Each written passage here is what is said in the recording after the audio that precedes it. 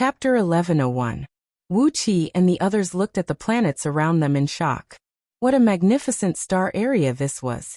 Unlike the well-organized star areas in Pangu World, the star areas in Pangu World were disordered, but they had their own special rules. This was a sea of stars composed of flowing stars. The highly concentrated stardust was the sea water. The planets were the drifting pieces of wood on the sea water, and the stars were the giant ships on the sea water. The stardust flowed quietly, the planets rolled along with the stardust, and the stars dashed among the planets. The stars moved at different speeds in the stardust, but no matter how fast or slow they were, none of them would collide with each other. Wuxia saw with his own eyes that when a planet was about to collide with a star that was over 1,000,000 times larger than itself, an invisible force quietly surged over from the side and pushed the planet into a bright silver stream of stardust. Hundreds of billions of stars floated in the vast stardust, rolling and flowing. Occasionally, some of the stardust would bump against the atmosphere on the surface of the stars, producing muffled, thunderous noises and dazzling colorful auroras. It was a beautiful star area, and one that was extremely rich in natural resources. The small planet that flew past them on the left, about 3,000 miles in diameter, was entirely red. It was an almost perfect ruby. A ruby with a diameter of 3,000 miles. Princess Zhonglu fixed her eyes on the small planet. If she were not afraid of disturbing something that should not be disturbed, Princess Zhonglu would have put the huge ruby into her pocket. Immediately after that, a small burning meteor, about 10 miles in diameter, flew past them. Wuqi's eyes began to widen as well. It was a pure scorching heaven flame dragon crystal, a supreme-grade material for crafting primordial immortal weapons, without any impurities. In Pangu World, a human head-sized piece of scorching heaven flame dragon crystal was enough to make tens of primordial immortals and Buddhas fight fiercely for it. But there was such a large piece here, which could be used to craft at least 1,000 primordial immortal weapons. Following Wuqi's direction, the Ninetails drifted slowly with the stardust. Wuxia spread out his divine sense like a large net, carefully searching for the mark left by the white rat spirit in the stardust. The stardust here was constantly flowing with hundreds of billions of stars, and the terrain here was constantly changing. If he could not find the mark, Wuxia would not be able to find the cave abode left by the white rat spirit. The stardust in the surroundings was extremely viscous, and some streams of stardust were extremely hot, several times hotter than ordinary heavenly flames. There were even some streams of stardust that were extremely cold. When Wuxia passed by a silvery white stream of stardust, he threw a supreme-grade gold immortal artifact into it, only to find that it was frozen into powder. Whether it was hot or cold, the stardust here contained a great pressure. Without the cultivation base of a primordial immortal, any other living being who stepped into this place would definitely be crushed into meat paper. Soon half a month had passed. Wuxia did not find the mark left by the white rat spirit, but Princess Zhonglu and the others had collected countless good things in this strange starry region. Many of them had never been seen or heard of in Pangu World or the chaotic world, but they all had extremely magical effects. For example, a tiny pink flower that looked like a winter jasmine collected by Ao Buzin had a shocking enchanting power. When Ao Buzin found it, he only sniffed its aroma and fell asleep immediately. He slept for a whole 2 hours before he was woken up by immortal Jade Bone, who had been searching for him. Wuxia paid no attention to this group of people who seemed to be on a spring outing. Instead, he focused on carefully searching for the mark left by the white rat spirit among the hundreds of billions of stars. A huge planet, tens of thousands of miles in diameter, slowly drifted past him. It was a smooth round ball, covered with a layer of purple moss that was tens of feet thick. Countless giant mushrooms, tens of thousands of feet tall, grew on the moss, swaying their huge, fat bodies triumphantly as they absorbed the great power brought to them by the stardust. These giant mushrooms possessed extremely strong life force. According to Wuqi's divine sense, the life force of these mushrooms was even comparable to that of a primordial immortal. The roots and stems of these mushrooms were all connected together, which meant that they were actually a giant symbiotic organism. Furthermore, they had already developed a weak intelligence, and it was very likely that in a few years, a powerful mushroom spirit would be born on this planet. Shaking his head slightly, Wuxia was about to withdraw his divine sense from the planet. But all of a sudden, he sensed a strange wave from the root of a giant purple mushroom. Wuqi's heart skipped a beat. That was the mark left by the white rat spirit. But according to the records left by the white rat spirit, this cave abode was located on a beautiful planet. How did it become such a round planet full of mushrooms? Was it all because of these mushrooms?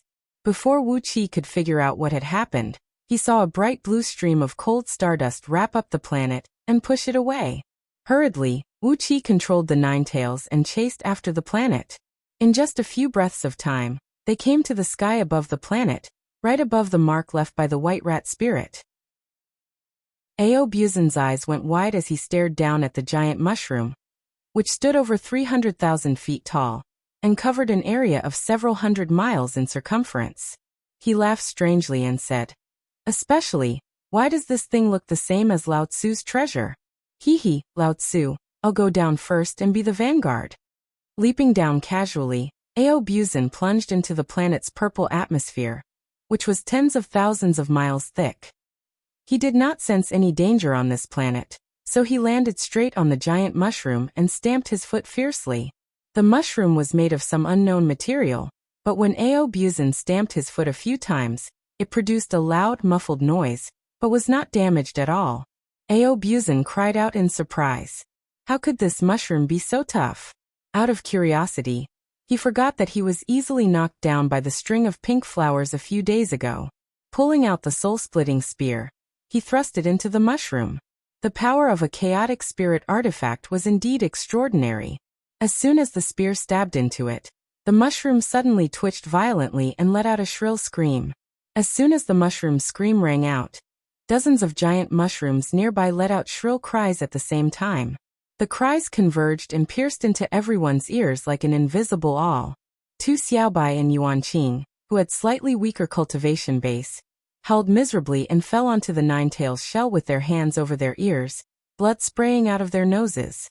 Wuxia was shocked. Hastily, he waved his hand and unleashed 36 talismans that could protect everyone from sound. The fist-sized black talismans wheeled rapidly around them, sending out numerous black glowing patterns.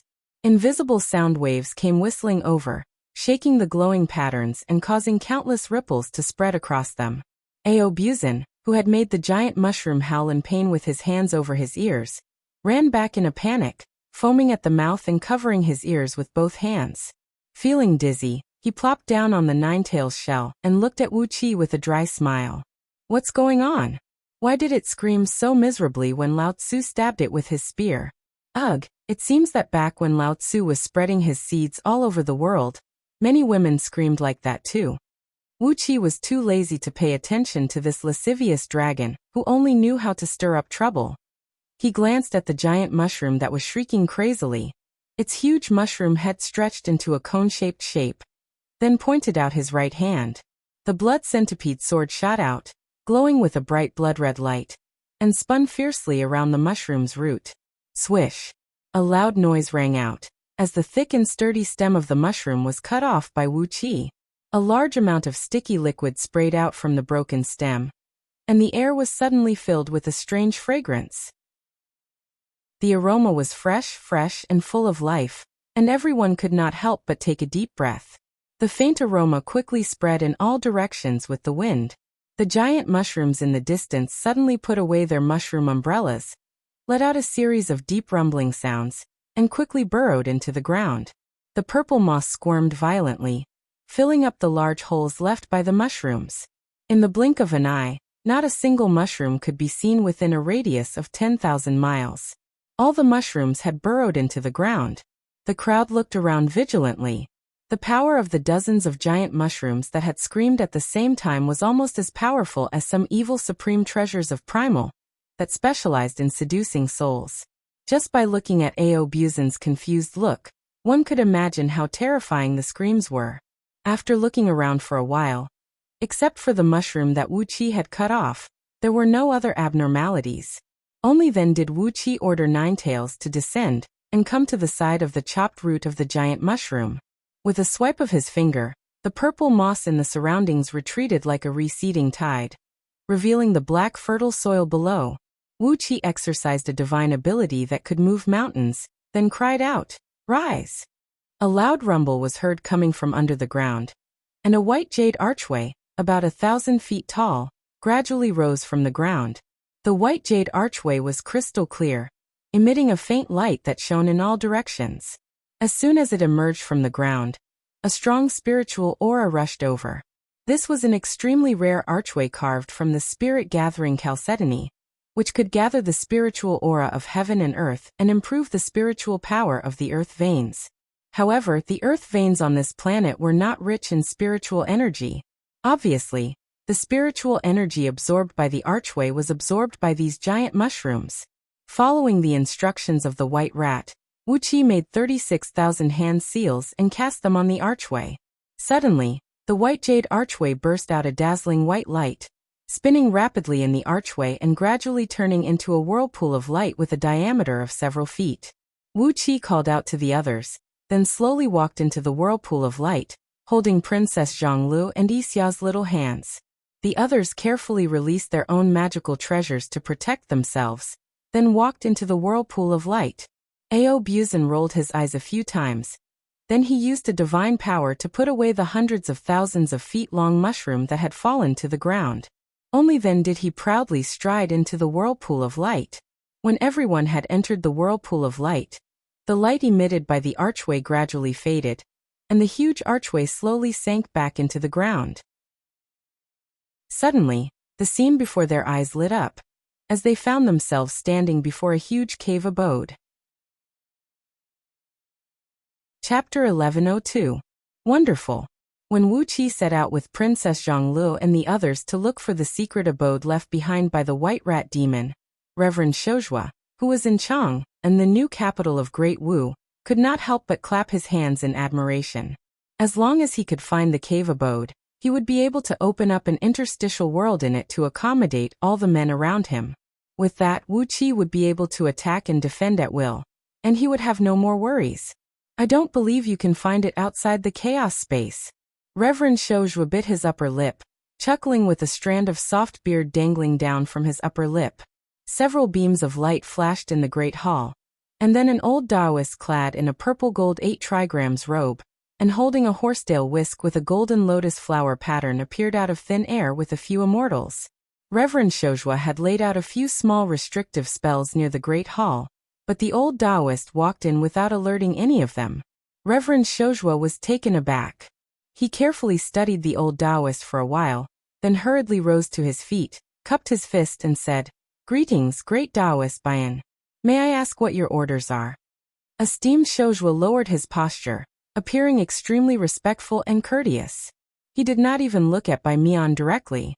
Instead, he lowered his gaze by a few inches, showing that he did not dare to sit on the same level as Bai Mian.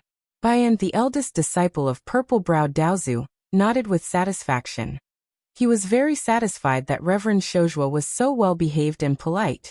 Not to mention that he had been conferred the title of Celestial Emperor, he was nothing in front of Reverend Shoujua. As the eldest disciple of purple-browed Daozu, he was the founding eldest brother of Dao League.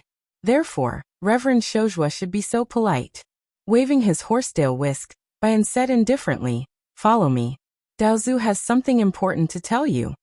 Without saying a word, exalted Shoujua followed behind Bai Mian, who brought him and 8 other immortals to Liu Bang's bedchamber. Along the way, he gave some instructions in a low voice. Hermit Shoujua squinted his eyes with a faint smile on his face, but the smile at the corner of his eyes and the tip of his eyebrows became more and more intense. It seems that Liu Bang can't be the fisherman behind the scenes even if he wants to. Wuqi's nonsense has played a big role. In Liu Bang's bedchamber, Liu Bang, who was drenched in sweat, was angrily punching a bronze incense tripod into pieces. A group of palace maids and eunuchs were cowering and kneeling near the palace gate, fearing that they would become the target of Liu Bang's anger and be punched to death by him. Liu Bang's face had turned into an abnormal purple-blue color. He breathed heavily, feeling that his foundation of Tao was loosening, and his power was slowly fading away. Huan Yan was knocked flying away by Panga's finger attack, and the remaining force of the finger attack had followed the karmic connection between Huan Yan and Lu Bang and hit Lu Bang, nearly destroying all his cultivation base. Fortunately, Lu Bang had a life-saving spirit pill given to him by Daozu, which saved him from losing his cultivation base. But Huan Yan was missing, and Lu Bang hadn't received any news about him. This had greatly shocked Lu Bang, who had regarded Huan Yan as his backer. Without Huan Yan, Lu Bang didn't even know how to face his other 8 clones, let alone sit firmly on the throne of the human emperor. He had already come up with a plan to use the Pearl of Soul to do something, so what were the other 8 clones, whose cultivation base was 100 times stronger than his, and whose temperament was as unpredictable as his? At the thought of this fear, Lu Bang couldn't help but break out in a cold sweat. The sticky sweat made his thin silk shirt stick tightly to his skin, making Lu Bang shiver from head to toe. He couldn't help but curse under his breath. Those who are not of the same race will certainly have a different heart. You damned bastard, I've treated you so respectfully as my Shifu all these years. Are you dead or alive? That's a brilliant statement. Those who are not of the same race will certainly have a different heart. What a wonderful statement. A mocking laughter rang out suddenly, and all the palace maids and eunuchs who were kneeling in front of the bedchamber fainted at the same time.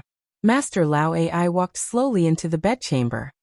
He didn't even look at Lu Bang, who was staring blankly and had his mouth agape. Instead, he began to look around at the luxurious furnishings in the bedchamber. Lu Bang was so frightened that he stopped breaking out in a cold sweat. His muscles were stiff like a stone statue, and his mind was completely blank. He had no idea what to say. After looking around for a while, Master Lao Ai walked to the armchair that belonged to Lu Bang and sat down carelessly.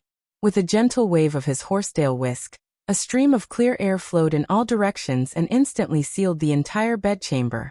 Streams of clear air formed a clear pattern of Tai Chi and 8 trigrams on the ceiling and floor of the bedchamber. On each of the 4 fish eyes of the 2 patterns, there was a blue spirit talisman suppressing them. The 2 Tai Chi diagrams, one on the top and one on the bottom, combined and sealed the bedchamber, so that no one could escape. Lu Bang's face turned pale abruptly, and he dropped to his knees before Master Lao Ai. Lu Bang, you are the chosen human emperor appointed by Daozu. After you unify the human race, you can totally reach the realm of Dao fusing with the help of the immeasurable virtues. How could you allow yourself to fall into depravity? How could you collude with the heavenly fiend and take him as your master? You're courting death.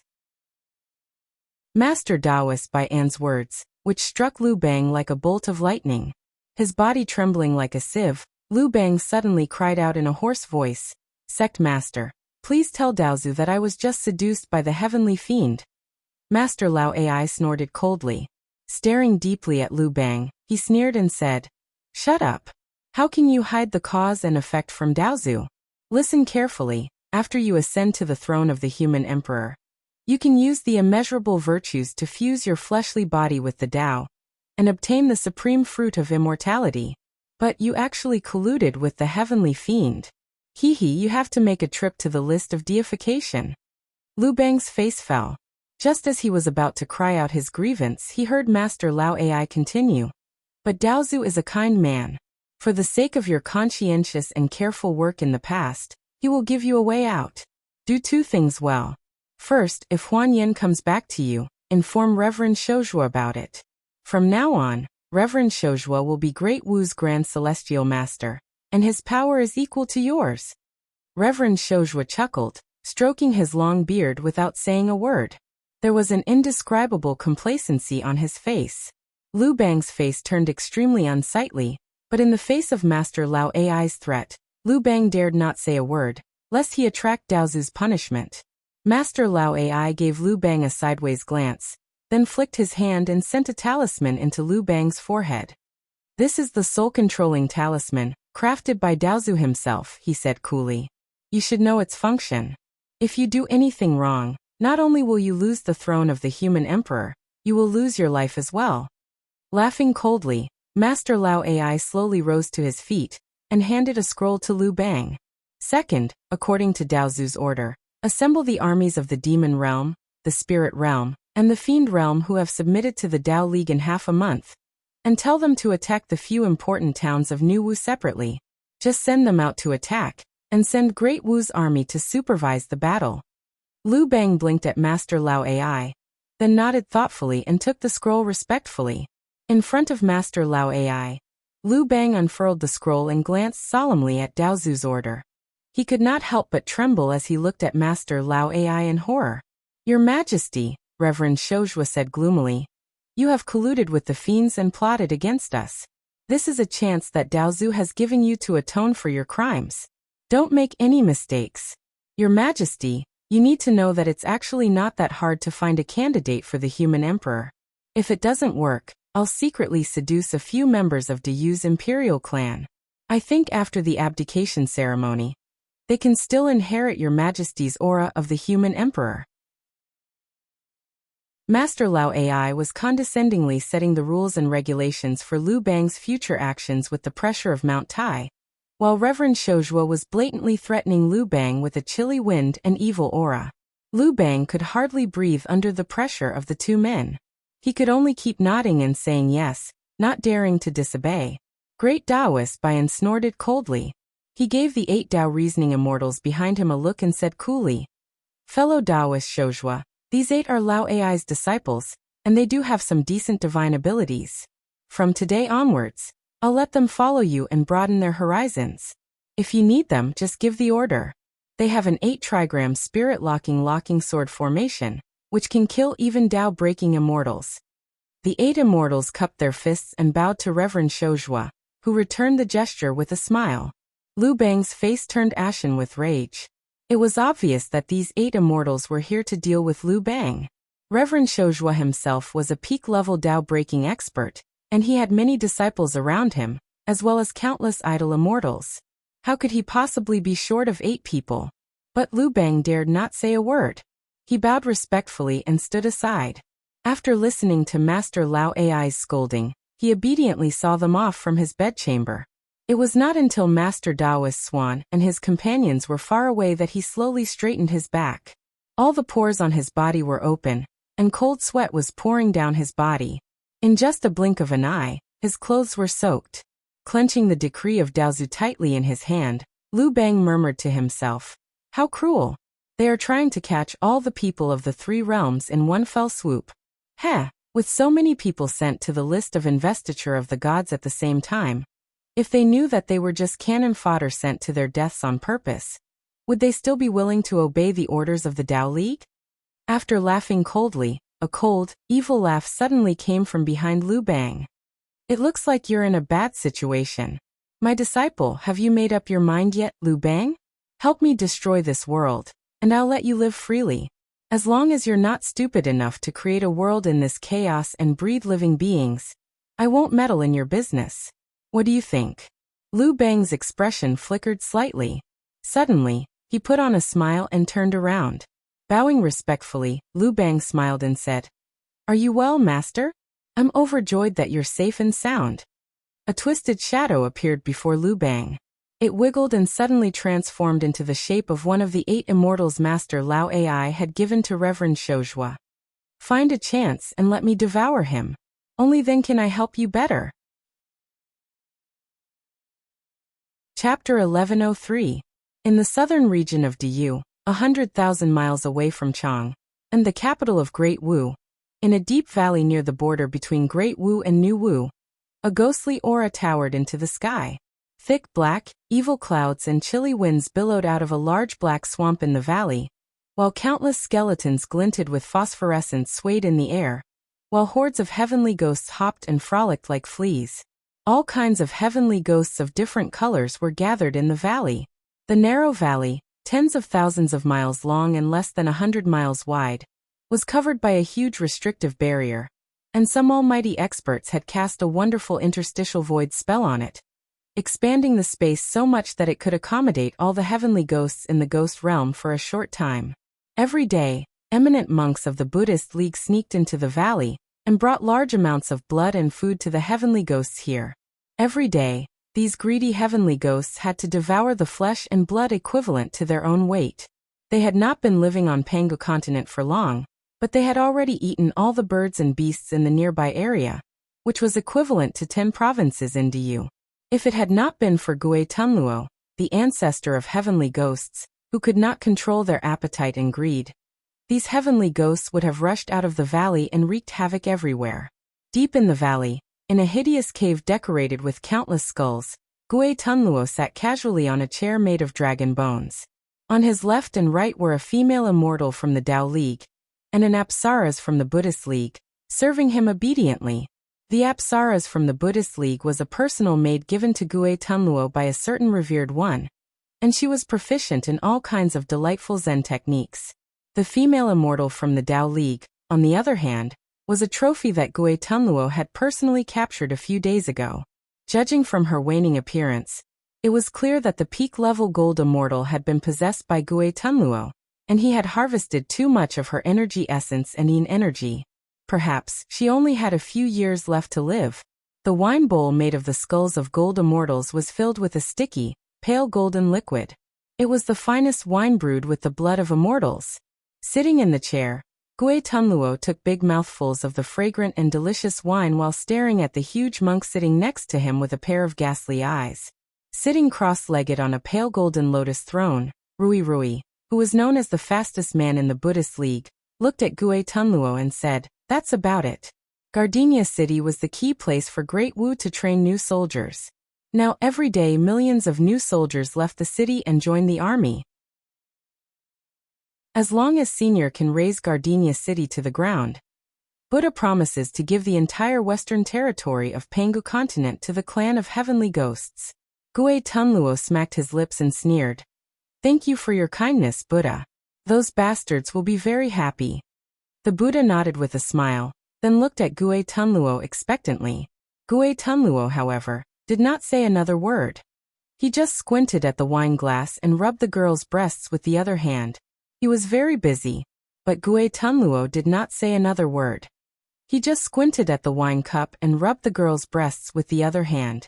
With a mysterious smile on his face, he clapped his hand, and 6 supreme treasures of primal appeared out of thin air in front of Gui Tunluo, each emanating a towering evil and ghostly aura.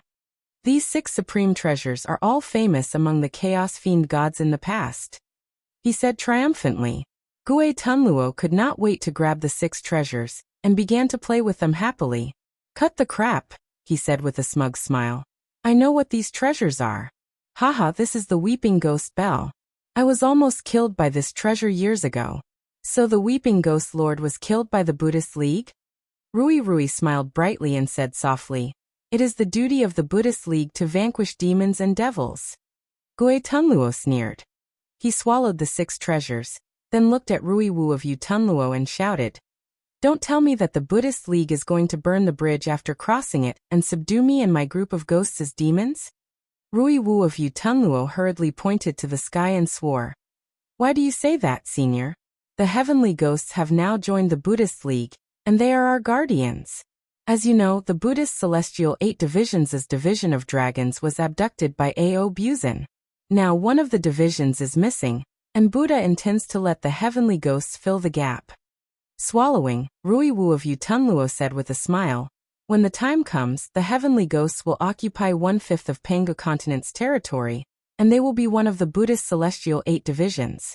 The netherworld will need their help, and Buddha intends to choose a few of the strongest among all the ghost kings and ghost saints to be the nether ghost emperors.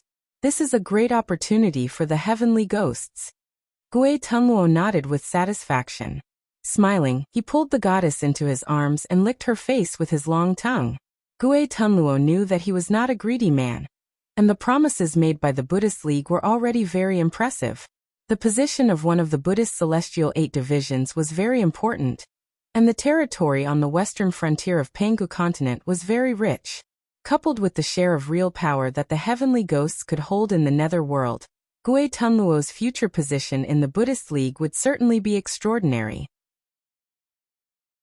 Perhaps he would not be as powerful as those who had followed the Buddhist League for so many years, but at least he would be on an equal footing with the Lord Buddha. At that time, wouldn't there be as many heavenly ladies of the Buddhist sects who were so flirtatious to the bone? And the blood essence of the Buddhist cultivators that tasted particularly delicious? As a high-ranking member of the Buddhist League, It was not a big deal for him to eat a few bald donkeys every day, was it? Satisfied, Gui Tunluo smiled and cupped his fist at Rui Wu of Yu Tunluo. Very well. Buddha, please follow this old man, and watch how this old man's children slaughter Gardenia City. Rui Wu of Yu Tunluo smiled brightly. Senior, please take good care of your children and grandchildren, he said hurriedly, waving his hand. Apart from Gardenia City, please don't accidentally attack other places. Hee, I don't care if it's just some food, but as for the rest, please take good care of them. Gui Tunluo rose to his feet and nodded with a fake smile. Don't worry, I'll only attack Gardenia City. I won't touch any other places in Great Wu. Well, don't worry, my children will listen to me for such a trivial matter. A quarter of an hour later, a monstrous cloud of ghosts rose from the valley, with Gui Tunluo leading the charge with the banner of 10,000 ghosts in his hand. Many ghost saints, ghost kings, and countless ghost generals raised a boundless demon cloud and flew toward Great Wu with countless heavenly ghosts leaping and squeaking in the sky. Wherever they passed, all living beings in the mountains, whether they were birds, beasts, insects, fish, turtles, or even some unlucky mortals in the villages, were swept up into the air by the ghostly aura and devoured by the heavenly ghosts in just a few bites. In just 100,000 miles of journey, hundreds of Great Wu and New Wu cities, as well as tens of thousands of villages and towns, were eaten clean. Not to mention that no one was spared, even the caterpillars in the pine forests were eaten, and not even the eggs in the bird nests were left.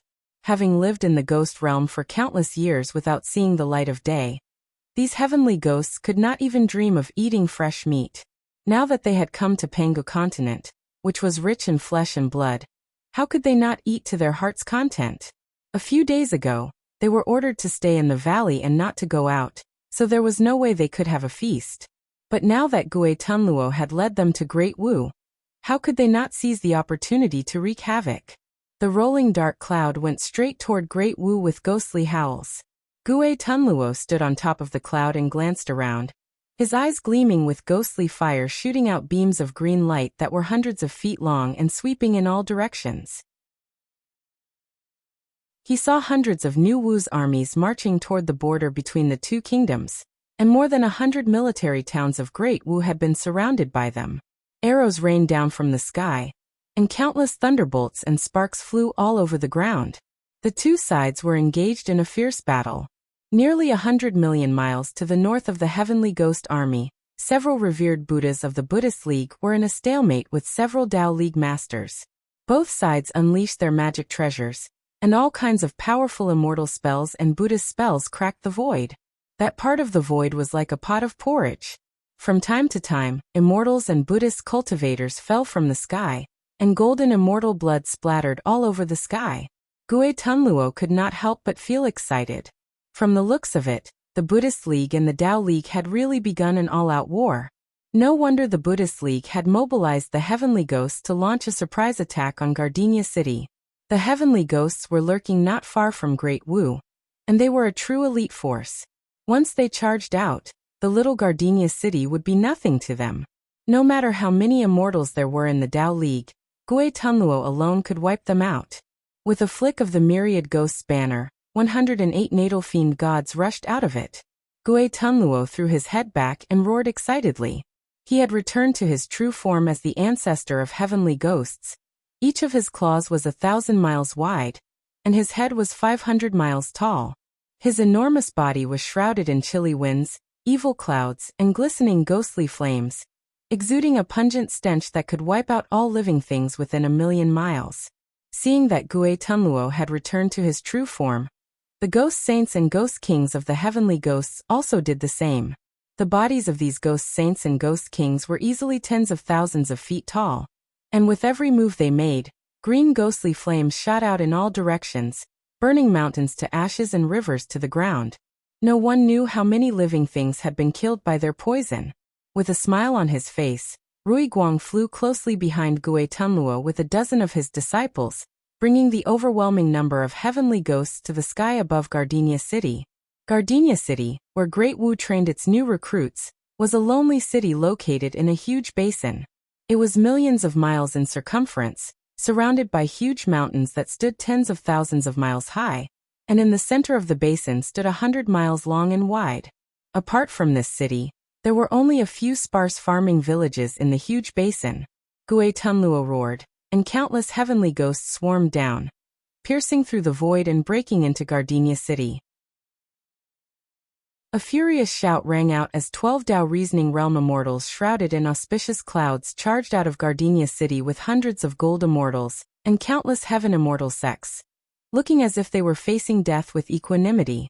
On the ground of the basin surrounding Ji City, countless gigantic talismans rose up, spurting out golden light and auspicious clouds that completely covered the entire basin. Chapter 1104. Gui Tunluo looked disdainfully at the 12 Dao reasoning primordial immortals. These people were placed here by the Dao League to speed up the training of Great Wu's new recruits. Their cultivation bases were not very strong, and even their primordial weapons had just been forged. Obviously, they had not fused with his Yuan Ling yet. Gui Tunluo was confident that he could kill 100 of these rookie primordial immortals by himself. With a strange laugh, Gui Tunluo ignored the giant talismans that kept emerging from the plain outside Ji City. With a wave of the myriad ghost banner, the 108 natal fiend gods leaped toward the 12 primordial immortals at the same time. Then he turned to the ghost saints and ghost kings behind him and sneered. "Tell the boys to do whatever they want. Don't hold back, don't hold back." A dark cloud rolled out and pulled the 12 Dao reasoning immortals into it. Triumphantly, Gui Tunluo plunged into the dark cloud and began to enjoy the pleasure of killing and devouring the 12 primordial immortals. Among the 12 primordial immortals, there was even a good-looking female immortal. Gui Tunluo felt that he could have something with her, and if she was sensible enough to flatter him, perhaps sparing her life would be a good choice. Thanks to the godhood plan of the Buddhist League and the Dao League, the heavenly ghosts would not have had the chance to come to Panga continent, where the ground was full of delicious prey. Gui Tunluo threw his head back and laughed wildly as he came excitedly to his first target. It was an old immortal with an immortal sword, who was being attacked by a dozen natal fiend gods in the banner. On the highest watchtower in Ji City, Giguzi and Mod sat opposite each other. On the short square table in front of them was a chessboard, on which black and white chess pieces were scattered. They were drinking tea and chatting with each other, looking very carefree. Hearing the shrill ghost howls coming from outside, Mod landed lightly on the chessboard with a black chess piece in his hand and said with a faint smile, "You go first, fellow Taoist. It's a pity that these ignorant vile creatures have sacrificed themselves for others." Giguzi took a sip of tea from his teacup and said softly, "Who cares? Those high and mighty people are fighting for the power of the entire world. No matter how many schemes they have, we are only pursuing our own Tao. They are thieves, and we are thieves. They intend to conquer the world, and we just want to hold on to what we can." While chuckling, Gui Guzi casually grabbed the 12 jade white tortoise shells beside him and casually threw them out of the watchtower's window. 12 palm-sized turtle shells were thrown out of the window and immediately released a bright light. The white light illuminated the entire basin, which was millions of miles in radius. Countless sesame-sized talismans surged out from these 12 inconspicuous turtle shells. Strong gusts of wind roared out from the turtle shells, raising sand and dust into a 10,000 miles tall sandstorm, spreading out in all directions. If one's eyesight was good enough, he or she would be able to see that the tiny grains of sand were rapidly changing directions in the strong wind, forming countless runes that were exactly the same as the ones on the tortoise shell and branded in the sandstorm. Wherever the grayish-yellow sandstorm swept across, huge talismans would rise from the ground of the basin. The appearance of the earth began to change. Tiny ridges rose from the flat plain, and within a blink of an eye, thousands of huge mountain ranges rose from the ground, roaring into the sky. 9,999 huge mountain ranges abruptly emerged from the plain like giant dragons. These mountain ranges were meandering, and with Gardenia City as the core, they formed a magical scene of 10,000 dragons fighting for a pearl. Together with those dazzling giant talismans that rose from the ground, these mountain ranges looked like living dragons, and those oddly shaped talismans were like scales attached to their bodies, constantly changing their colors. The underground energy meridians were also changing rapidly, along with the changes of the mountain ranges. An astonishing amount of natural energy surged into these mountain ranges. Over and over again, the enormous and pure natural energy cleansed these mountain ranges, which easily stretched for tens of thousands of miles, melting all the sand and soil in the mountains, gradually turning them into something as pure as gold and jade, without any impurities. In just a quarter of an hour, 9,999 lifelike, crystal-clear dragons with distinct scales and claws prostrated themselves on the ground. Their heads were facing Gardenia City, and their tails were pointing in all directions. An enormous amount of natural energy was hovering and gathering around them, with watery light and misty clouds swirling around their mouths. High up in the sky, thunder rumbled and lightning bolts intertwined. A tremendous thunderstorm suddenly descended, blanketing the entire basin in a flash. Amidst the flashes of lightning and rumbling of thunder, countless semi-transparent spirit immortals from the spirit world darted out of Gardenia City, transforming into countless sharp arrows that swept across the sky. These spirit immortals had no fixed fleshly body or shape. They were pure amalgamations of energy and spiritual force, and could transform into all kinds of weapons at will to attack their enemies. Therefore, spirit immortals were the best artifact spirits for powerful immortals and Buddhist cultivators to refine their natal immortal weapons and Buddhist treasures. However, the spirit realm had always been closed off, and the Spirit Empress had a shady relationship with a few great sect masters of the Tao League.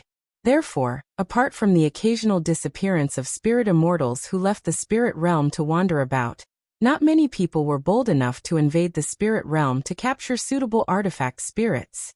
Now countless spirit immortals had rushed out of Gardenia City. They had gathered all their power and compressed it into 1-foot-long arrows of light that swept across the sky. The heavenly ghosts shuttling out of the void and pouncing toward Gardenia City were caught unprepared, and were pierced by countless arrows of light, killing them one by one. The surprise attack of these spirit immortals was beyond everyone's expectations, and countless heavenly ghosts were pierced through in this wave of attack. The huge bodies of heavenly ghosts were torn to pieces by the arrows of light, and blood and mincemeat mixed with the thunderstorm came whistling down. With Gardenia City as the center, a huge rain of blood fell within a radius of 10,000 miles. In just a few breaths of time, the blood and mincemeat had piled up on the ground, forming a layer that was over 1,000 feet thick. Watching such a horrible scene, the ghost saints and ghost kings, who were commanding the heavenly ghosts to attack Gardenia City up in the sky, howled in pain. Immediately, several ghost kings swayed their huge bodies and flew down. They opened their huge mouths and swallowed at least tens of thousands of arrows of light.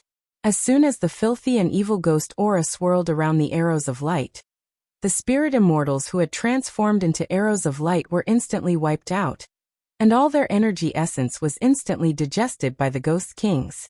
Surrounded by thousands of formidable spirit immortals, an indescribably beautiful woman flew up from Gardenia City. She looked proudly at the ghost clouds tumbling in the void and snapped, "Gui Tunluo, I, the Bailing Empress, am here. Do you dare to fight me?" Gui Tunluo, who was fighting with 12 primordial immortals, saw the bizarre changes in the basin. He was trying to figure out the function of the dragons condensed from 9,999 mountains, when countless spirit immortals suddenly rushed out and killed countless of his children. Gui Tunluo was so furious that he immediately left the 12 primordial immortals who had been beaten to the point of no resistance, turned around, and charged toward the Bailing Empress. "Bailing, you bitch! How dare you bully me? If I catch you alive, I'll fuck you to death." Green ghost fire spewed out of Gui Tunluo's eyes, stretching tens of thousands of feet long. Along the way, the heavenly ghosts who were swept by the ghost fire became energetic as if they had taken a powerful pill. But the spirit immortals who were swept by the ghost fire exploded into a rain of light, which was then snatched and devoured by the heavenly ghosts. When the Bailing Empress heard Gui Tunluo's vulgar words, she was so angry that the colors on her face changed rapidly. Purple, green, red, white, and blue flames flickered rapidly. Since ancient times, the ghost realm and the spirit realm had been natural enemies.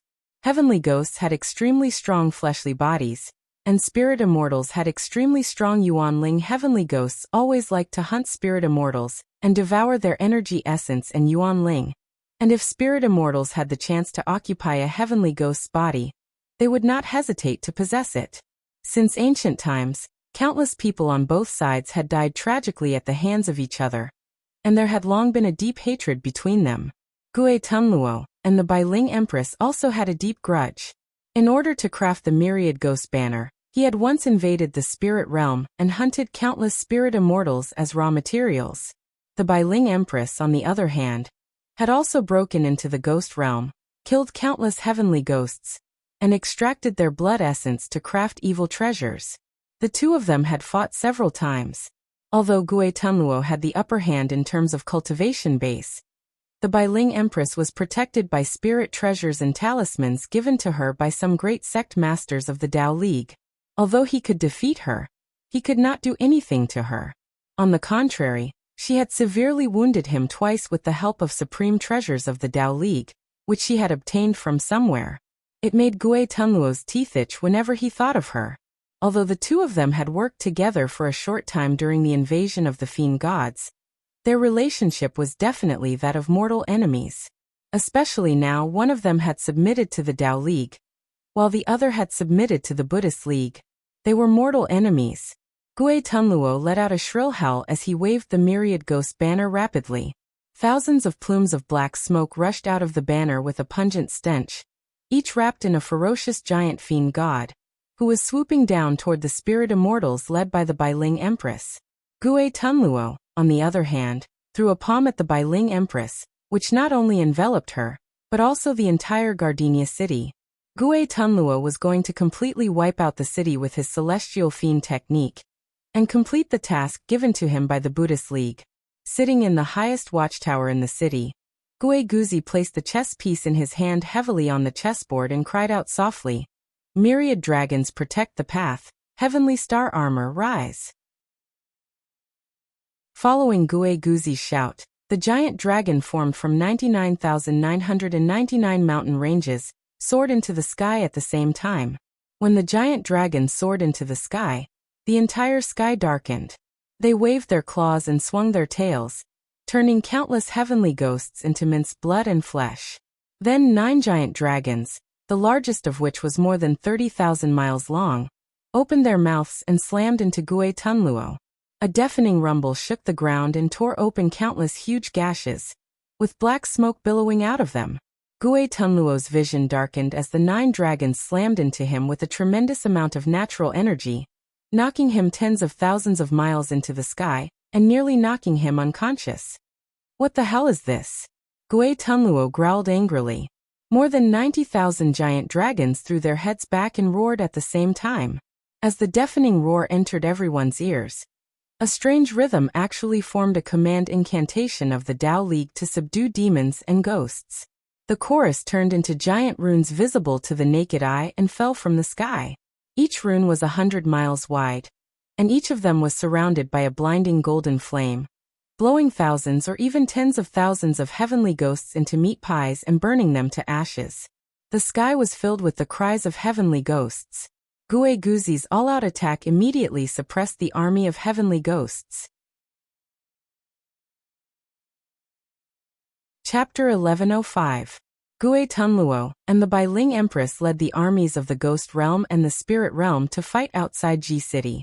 Guzi summoned more than 90,000 flashing dragons to help him, and the army of heavenly ghosts was beaten to a pulp.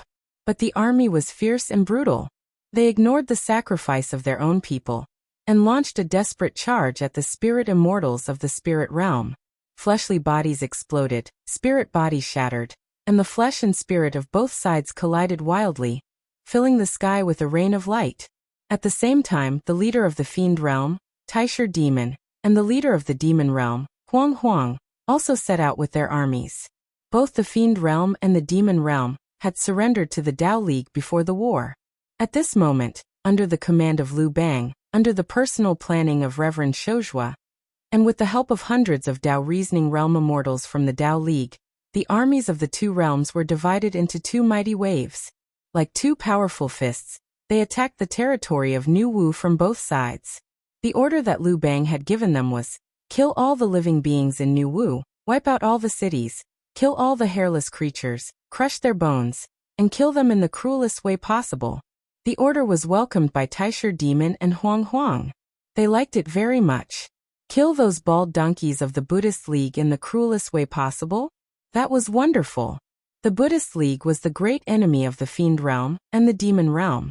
Their favorite catchphrase was, Dear benefactors, I'm a monk from a certain temple, and today I'm here to vanquish demons and restore peace. This slogan included the entire Demon Realm and Monster Realm, so the Taisher Demon and the Desolate Emperor had a strange interest in the monk's flesh and blood. They once publicly declared, all the delicacies in the world are far inferior to a mouthful of monk's flesh and blood. The two sides were sworn enemies, which was also one of the reasons why the Fiend Realm and the Demon Realm did not hesitate to side with the Tao League. At least, the cultivation techniques practiced by the fiends and demons were passed down from the Tao League, which was the complete opposite of the magnificent cultivation techniques of the Buddhist League. Both sides were born to be mortal enemies, and there was no turning back. With the help of hundreds of primordial immortals and their disciples, the two armies destroyed hundreds of New Wu's military towns as easily as crushing dry weeds and smashing rotten wood, and were almost at the city wall of New Wu's imperial capital. This satisfied Taisher Demon and Huang, for it proved that the Tao League did not use them as cannon fodder, but was sincerely cooperating with them. Hundreds of primordial immortals were helping them, and the entire Tao League only had a little more than 1,000 primordial immortals, which meant they had brought out half of their strength. Although they lacked a few sect master level figures who could decide the outcome of the battle, Taisher Demon and the Desolate Emperor were both Tao-shattering realm beings, so they didn't think there was anything wrong with that. Without the intervention of a Taoist of the Tao-breaking realm, they were more free to kill as they pleased. They were the ones with the highest cultivation bases among all the participants, so their words were the most important. No one had the right or the strength to refute them. Clad in a black myriad fire-worshipping robe, Taisher Demon sat on a palanquin carried by 108 crimson blood devils, proudly holding a handsome young monk in his arms. Taisher Demon, who had controlled his Dharma body to be only 30 feet tall, held the monk in his arms and licked his bald head with his long tongue. Taisher, who had shrunk his body to 30 feet tall, proudly held the monk in his arms and licked his bald forehead with his long tongue. Sigh, such a fresh and juicy bald donkey. He's really the best among donkeys. The Taisher Demon Fiend heaved a long sigh and said, My children, don't be in a hurry to kill bald donkeys. Pick some fresh and juicy ones and make some snacks for me. The monk struggled desperately in Taisher Demon Emperor's arms, but he was no match for Taisher Demon Emperor. There were many fiend immortals in the Fiend Realm who cultivated their fleshly bodies, and Taisher Demon Emperor was one of them who cultivated both body and magic. His muscles and bones were so strong that ordinary flying swords and magical treasures could not hurt him at all. To him, the monk struggling was no different from a mayfly trying to shake an iron tree. Ay, what a considerate little bald donkey. You know I'm hungry, so you can't wait to fill my belly, can you? Taisher Demon Emperor licked the monk's chest and said proudly, For the sake of your good skin and flesh, I'll spare you the reincarnation of Yuan Ling. When you meet your parents in the netherworld, you must praise them well. Tell them that Taisher Demon, the Lord of Fiends in the Fiend Realm, said that they had a good son, a clean and juicy monk, worthy of praise. Crack. After praising the little monk, Tai Original Demon bit off his head without hesitation.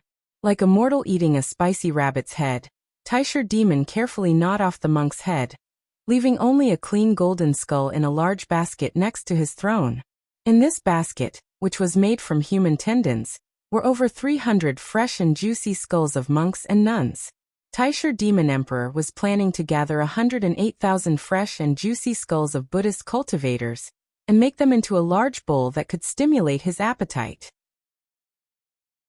Blood gushed out of the headless monk's body, and Taisher Demon Emperor let the blood splash all over his body. His skin was wriggling strangely like a slithering snakeskin.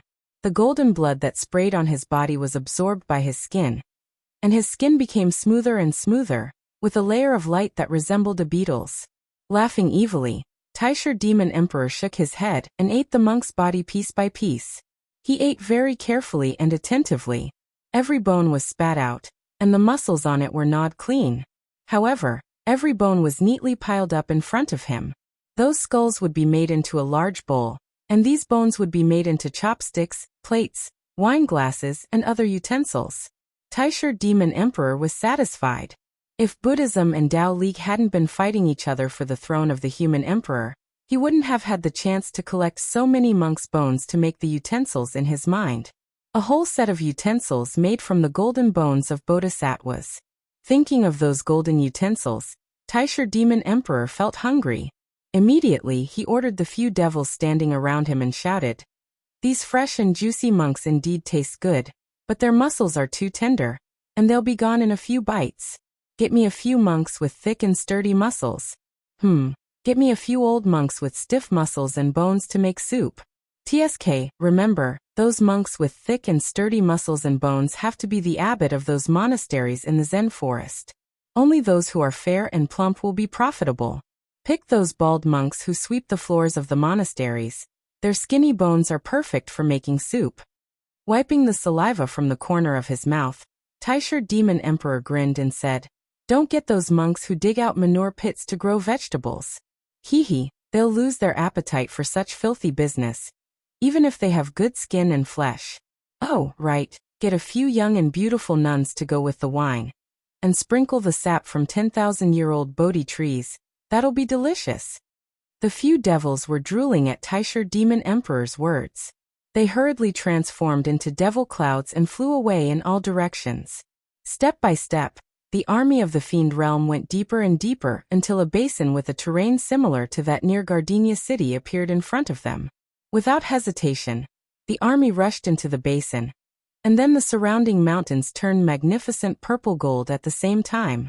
Countless disciples of the Buddhist League and the army of New Wu emerged from the surrounding mountains and surrounded the basin. Before Taisher Demon Emperor could stand up from the palanquin, 2 golden dragons came roaring down from the sky and cut him from the top of his head to his crotch. Poor Taisher Demon Emperor, the lord of the fiend realm, was killed by this unknown supreme artifact of primal before he could see the enemy clearly. The army of the fiend realm was in chaos. Countless fiends howled and fled in all directions. But then, a Buddhist chant rang out, and a Vajra wheel formation appeared and suppressed the void, while hundreds of large and small Buddhist League formations pressed down on it. The golden Buddha's light filled the sky, and all the devils that came into contact with the Buddha's light were burned black. The divine ability of the Buddhist League happened to be the nemesis of the fiends, and large numbers of fiends died tragically in the golden Buddha's light. At the same time as Taisher Demon Emperor was killed, tens of millions of miles away, in a basin with the same terrain, the army of the demon realm was trapped by the same Buddhist League formation. When the army was trapped, the desolate emperor of the demon world was happily sitting on a luxurious cloud bed. Beside him were beautiful nuns with blood all over their lower bodies. The desolate emperor was a prehistoric giant serpent who had attained the Tao. He had always maintained the body of a snake, and had not advanced to the Tao of dragon. Snakes were the most lascivious, so wherever the army of the demon realm passed, the male disciples of the Buddhist League were devoured, but the beautiful nuns suffered even more. The desolate emperor had thousands of incarnations, copulating with tens of millions of nuns at the same time. When he had sucked all their energy and yuanshan dry, he would devour them one by one. It was unknown how many sins he had committed along the way. Perhaps the mournful cries and pleas of the nuns had confused the desolate emperor. He, who was usually the most cunning and paranoid, did not notice the terrain around him. It was only when the army of the demon realm crashed into the huge basin that he suddenly realized that the situation was not good. Holding a Vajra scepter in his hand and clad in a kasaya with 7 treasures, Great Supremacy appeared in midair with Bajia and a group of his disciples. The Vajra wheel formation suppressed the surrounding space, while countless Buddhist League disciples and human warriors formed a tight blockade around them. More than 300 Tao Reasoning Realm immortals drew their swords at the same time and rushed at Supremacy Dei before the desolate emperor. The desolate emperor did not see the mysterious look in the eyes of the Tao Reasoning Realm immortals, nor did he see the mocking smile on Supremacy Dei's face. All he saw was Supremacy Dai swinging his Vajra scepter down from the sky. A beam of golden light swept across the void, and more than 300 Dao reasoning realm immortals were smashed to pieces by Supremacy Dai's scepter. With their immortal bodies disintegrated and their immortal souls shattered, Yuan Ling flew up into the sky, heading straight for the heaven beyond heaven's Dao Yuan Palace. That's impossible, right? The desolate emperor was stunned. Even if Supremacy Dai was a peak-level Dao-breaking world lord, and even if he used the primordial divine wood, the Vajra dragon-taming wood, to kill more than 300 primordial golden immortals with a single scepter was a joke, right? Supremacy Dai did not give the desolate emperor any chance. He swung his Vajra scepter and swooped down from the sky, swinging it at the desolate emperor. The two Buddhist formations were activated at the same time. After the armies of the demon realm and the Yao realm held out for 5 months, not a single fiend or demon immortal remained in the formations. The elites of the demon realm and the Yao realm were wiped out, and everyone was sent to the investiture of the gods. Chapter 1106. Gui Tunluo roared and fought fiercely. 39 of the 108 natal fiend gods had been destroyed, and their true forms had fled back to the flag. The thousands of fiend gods guarding the flag had suffered heavy casualties, and even Gui Tunluo had lost a great deal of energy. 99,999 mountain dragons had joined forces with Bai Ling and Gui Tunluo. More than 10,000 of them had been crushed by the mighty Gui Tunluo, and Bai Ling had been severely wounded several times. But as the lord of the spirit realm, she could quickly recover from her injuries with the energy provided by the spirit immortals under her command, so Gui Tunluo could not really hurt her. Gui Tunluo had a clear advantage in terms of strength, but with the help of Giguzi's mystic art of escaping, Bai Ling was able to fight a long and devastating battle with him. The two sides had been locked in a stalemate in the sky for months, but there was no clear winner. Only the heavenly ghosts had suffered heavy casualties. The spirit immortals of the spirit realm alone were not enough to inflict serious damage on the heavenly ghosts, but with the countless war puppets and strange weapons made by Mod's disciples, casualties were inevitable. There were metal puppets that stood tens of thousands of feet tall, black stone puppets that stood tens of thousands of feet tall, and countless strange weapons of war. All of them were powered by a huge amount of immortal stones, and these metal puppets spewed out thick, sticky flames from their mouths, burning heavenly ghosts wherever they passed, and some of the weaker ones were even burned to ashes. Meanwhile, the huge black stone puppets randomly picked up mountains from the ground and threw them around, smashing large numbers of heavenly ghosts into meat patties. On the mountains around the basin, countless Great Wu's human soldiers were firing arrows with all kinds of strong bows and crossbows. When the arrows exploded, they were no weaker than the full-force strike of a top-tier heaven immortal. Numerous heavenly ghosts were pierced like hedgehogs by the countless arrows, and then exploded into minced meat and scattered all over the ground. The bodies of spirit immortals were fragile, but their magic and divine abilities were powerful. They could not resist the surprise attacks of heavenly ghosts, but with the strong and sturdy war puppets of Mo sect, their biggest weakness was made up for. Under Mod's command, those spirit immortals with weak bodies, but powerful magic power hid in the huge battle puppets, and cast all kinds of spells like raindrops. The whole sky and the whole land were filled with mottled shadows caused by the spells of spirit immortals. The heavenly ghosts wanted to kill these spirit immortals at close range, but in the face of the huge war puppets that were hundreds of thousands of feet tall, and the defensive runes carved on their bodies by the disciples of Mo sect, they could not hurt these ridiculously strong puppets unless they were struck with the full force of a peak gold immortal. How many peak gold immortal heavenly ghosts were there in the entire ghost realm? However, the number of battle puppets Mod had manufactured over the years was definitely more than 1 million. With all kinds of rare materials provided by Wuxia, the rich man, the disciples of Mo sect were able to perform to their heart's content. As a result, when more than 1 million huge puppets lined up into solid walls on the ground to protect the countless spirit immortals in their battle against the heavenly ghosts, the ghost saints and ghost kings who commanded the battle actually felt a sense of despair, as if doomsday had come. They could not break through the encirclement, nor could they break through. Arrows kept falling from all directions.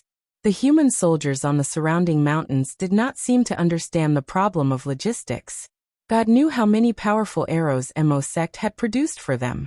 Countless arrows rained down on the army of heavenly ghosts, taking away the lives of a large number of heavenly ghosts with every breath. Countless flashing yuanling turned into shooting stars and flew into the sky. The list of investiture of the gods was faithfully carrying out its mission, harvesting the heavenly ghosts killed on the battlefield to its heart's content. There were trillions of these low-grade heavenly ghosts, and they would be conferred as divine soldiers and servants under the mountain god, land god, city god, water god, and other gods in the earth realm, as well as the ghost deacons who suppressed the netherworld in the netherworld. When they entered the list of investiture of the gods and were conferred titles, they would no longer have freedom. They would be ordered around by others for the rest of their lives, and they would not even have the chance to enjoy the flesh and blood that heavenly ghosts loved the most. In the future, they could only rely on the incense offerings of believers in the mortal world, and occasionally eat some pig's head meat when people offered sacrifices. The ghost saints and ghost kings roared and cursed, kicking their subordinates and launching attacks on Great Wu's front line. But the war puppets with strong defenses blocked their way, and the spirit immortals hiding in their bodies were unleashing their most powerful magic to reap the lives of heavenly ghosts in an orderly manner. A few months went by slowly as the fierce battle went on. Gui Tunluo, who was in a stalemate with the Nightmare Queen in the sky, saw that his descendants had suffered heavy casualties. Several times he wanted to rush down and break the puppet formation with the myriad ghost banner, but under the Nightmare Queen's desperate interception and the obstruction of tens of thousands of mountain dragons, he was beaten black and blue. How could he have the time to come down and rescue his descendants? Days passed, and the armies of the Fiend Realm and the Demon Realm that were trapped outside the palace of New Wu in the distance had been completely wiped out by the Buddhist League. The essence of the Demon Realm and the Demon Realm, which had existed since the beginning of time in Panga World, was gone from this day onwards. No one knew how many years it would take for the fiends and demon immortals to return to their former glory. Grand E Supremacy, who had single-handedly presided over the massacre, charged out of the array with a thick aura of virtue. Those fiend immortals and demon immortals were all brutal masters of slaughter. Grand E Supremacy led the Buddhist cultivators and slaughtered the two armies, earning him an astronomical amount of heavenly merit. Proudly, he injected half of the virtue into his Vajra and Kasaya, while the other half condensed into a dazzling ring of virtue behind his head, making his bald head look like a huge light bulb. Throwing his head back and laughing wildly, he raised his Vajra and cried out, "Listen up, boys. The Tao League is shameless. They've sent a bunch of demons and ghosts to attack the peaceful land of the Buddhist League. We must kill all the evildoers of the Tao League and return this world to its former glory. Boys, follow me. We're going to kill and set fire. Well, just kill all the male Taoists. As for the female immortal, try to capture her alive and sell her to those flowery monks of the blissful sect. I bet she's worth a lot of money, isn't she?" In the palace of Tao's origin in the heaven beyond heaven, the 7 Buddhist patriarchs and 9 Tao patriarchs sitting around the list of investiture of the gods twitched their mouths at the same time. The few Daozu sneered at the 7 Buddhist patriarchs. How could the peaceful land of the Buddhist League produce such a superb mountain master? The few Buddhist patriarchs were speechless. Although they were thick-skinned, they had nothing to say in the face of a superb expert like Dei Supremacy. Dei Supremacy hurried all the way to Gardenia City on a gust of fragrance, followed by countless cultivators of the Buddhist League and countless soldiers of New Wu. All the way to the basin where the armies of spirit and ghost were fighting, a breeze blew in front of him. Lord Shozhua had arrived with countless immortal cultivators, and happened to collide head-on with Dei Supremacy. The two men looked at each other, and did not say a word. They just led the cultivators of the Buddhist League, and the Taoist League behind them into the basin. Gui Tunluo was fighting desperately with Bai Ling when all of a sudden, a clear light sprinkled down from the top of his head, and the sanctimonious Lord Shozhua quietly appeared above him. The star positioning tower flew out from the top of his head, and sprinkled down beams of starlight that were as clear as water to fix Gui Tunluo's 7 orifices. Lord Shoujua smiled at Bai Ling, who was panting in the distance, and said, "Don't panic, fellow Daoist. I've come to save you on the order of Daozu." Lord Shoujua raised his hand and revealed a pale yellow handkerchief. A gust of fragrant yellow wind flew out of the handkerchief, and a dragon and a tiger, two spirit beasts, rushed out of it, shrouded in beams of immortal light. In the blink of an eye, they transformed into two immortal swords and slashed down soundlessly. Gue Tunluo was easily killed by the two immortal swords before he could see which supreme treasure of primal was in Lord Shoujua's hand. Bai Ling breathed a sigh of relief when she saw Lord Shoujua suddenly appear and kill Gue Tunluo with ease. She did not look at the immortals of the spiritual realm, who were fighting the heavenly ghosts.